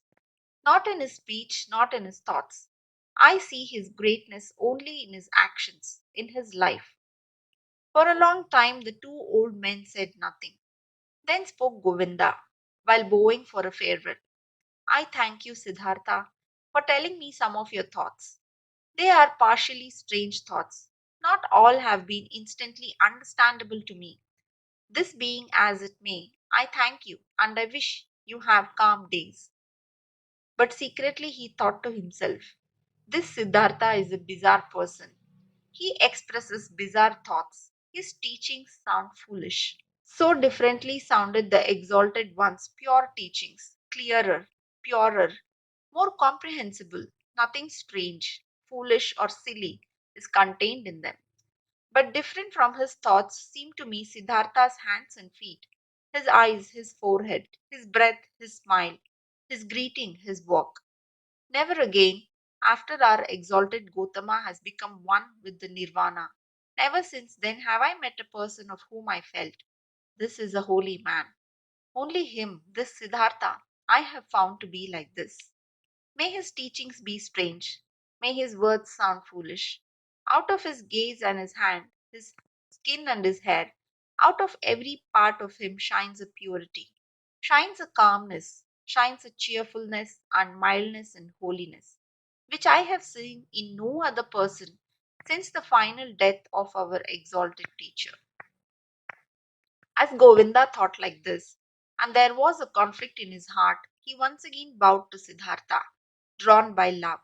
Deeply he bowed to him who was calmly sitting. Siddhartha, he spoke, we have become old men. It's unlikely for one of us to see the other again in this incarnation. I see, beloved, that you have found peace. I confess that I haven't found it. Tell me, O Honorable One, one more word. Give me something on my way which I can grasp, which I can understand. Give me something to be with me on my own path. It is often hard, my path, often dark, Siddhartha. Siddhartha said nothing and looked at him with the ever unchanged, quiet smile. Govinda stared at his face with fear, with yearning, suffering, and the eternal search was visible in his look, eternal not finding. Siddhartha saw it and smiled. Bent down to me, he whispered quietly in Govinda's ear. Bend down to me, like this, even closer, very close. Kiss my forehead, Govinda. But while Govinda, with astonishment, and yet drawn by great love and expectation, obeyed his words, bent down closely to him and touched his forehead with his lips, something miraculous happened to him. While his thoughts were still dwelling on Siddhartha's wondrous words, while he was still struggling in vain and with reluctance to think away time, to imagine Nirvana and Sansara as one, while even a certain contempt for the words of his friend was fighting in him against an immense love and veneration, this happened to him. He no longer saw the face of his friend Siddhartha. Instead, he saw other faces, many, a long sequence, a flowing river of faces, of hundreds of thousands, which all came and disappeared, and yet all seemed to be there simultaneously, which all constantly changed and renewed themselves, and which were still all Siddhartha. He saw the face of a fish, a carp, with an infinitely painfully opened mouth, the face of a dying fish, with fading eyes. He saw the face of a newborn child, red and full of wrinkles, distorted from crying. He saw the face of a murderer. He saw him plunging a knife into the body of another person. He saw in the same second this criminal in bondage, kneeling and his head being chopped off by the executioner with one blow of his sword. He saw the bodies of men and women, naked in positions and cramps of frenzied love. He saw corpses stretched out, motionless, cold, void. He saw the heads of animals, of boars, of crocodiles, of elephants, bulls, and birds. He saw gods, saw Krishna, saw Agni. He saw all of these figures and faces in a thousand relationships with one another, each one helping the other, loving it, hating it, destroying it, giving rebirth to it. Each one was a will to die, a passionately painful confession of transitionaries. And yet none of them died. Each one only transformed, was always reborn, received evermore a new face, without any time having passed between the one and the other face. And all of these figures and faces rested, flowed, generated themselves, floated along and merged with each other. And they were all constantly covered by something thin, without individuality of its own, but yet existing, like a thin glass or ice, like a transparent skin, a shell or mold or mask of water. And this mask was smiling, and this mask was Siddhartha's smiling face, which he, Govinda, in this very same moment touched with his lips. And Govinda saw it like this smile of the mask, this smile of oneness above the flowing forms, this smile of simultaneousness above the thousands births and deaths. This smile of Siddhartha was precisely the same kind as the quiet, delicate, impenetrable, perhaps benevolent, perhaps mocking, wise, thousandfold smile of Gotama, the Buddha, as he had seen it himself with great respect 100 times. Like this, Govinda knew the perfected ones are smiling, not knowing any more whether time existed, whether the vision had lasted a second or 100 years, not knowing any more whether there existed a Siddhartha, a Gotama, a me, and a you, feeling in this innermost self as if he had been wounded by a divine arrow, the injury of which tasted sweet. Being enchanted and dissolved in this innermost self, Govinda still stood for a little while bent over Siddhartha's quiet face, which he had just kissed, which he had just been the scene of all manifestations, all transformations, all existence. The face was unchanged.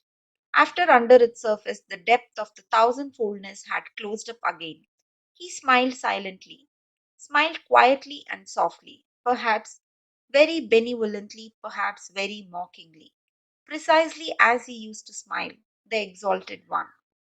Deeply, Govinda bowed. Tears he knew nothing of ran down his face. Like a fire burned the feeling of most intimate love, the humblest veneration in his heart. Deeply he bowed, touching the ground before him who was sitting motionlessly, whose smile reminded him of everything he had ever loved in his life, what had ever been valuable and holy to him in his life.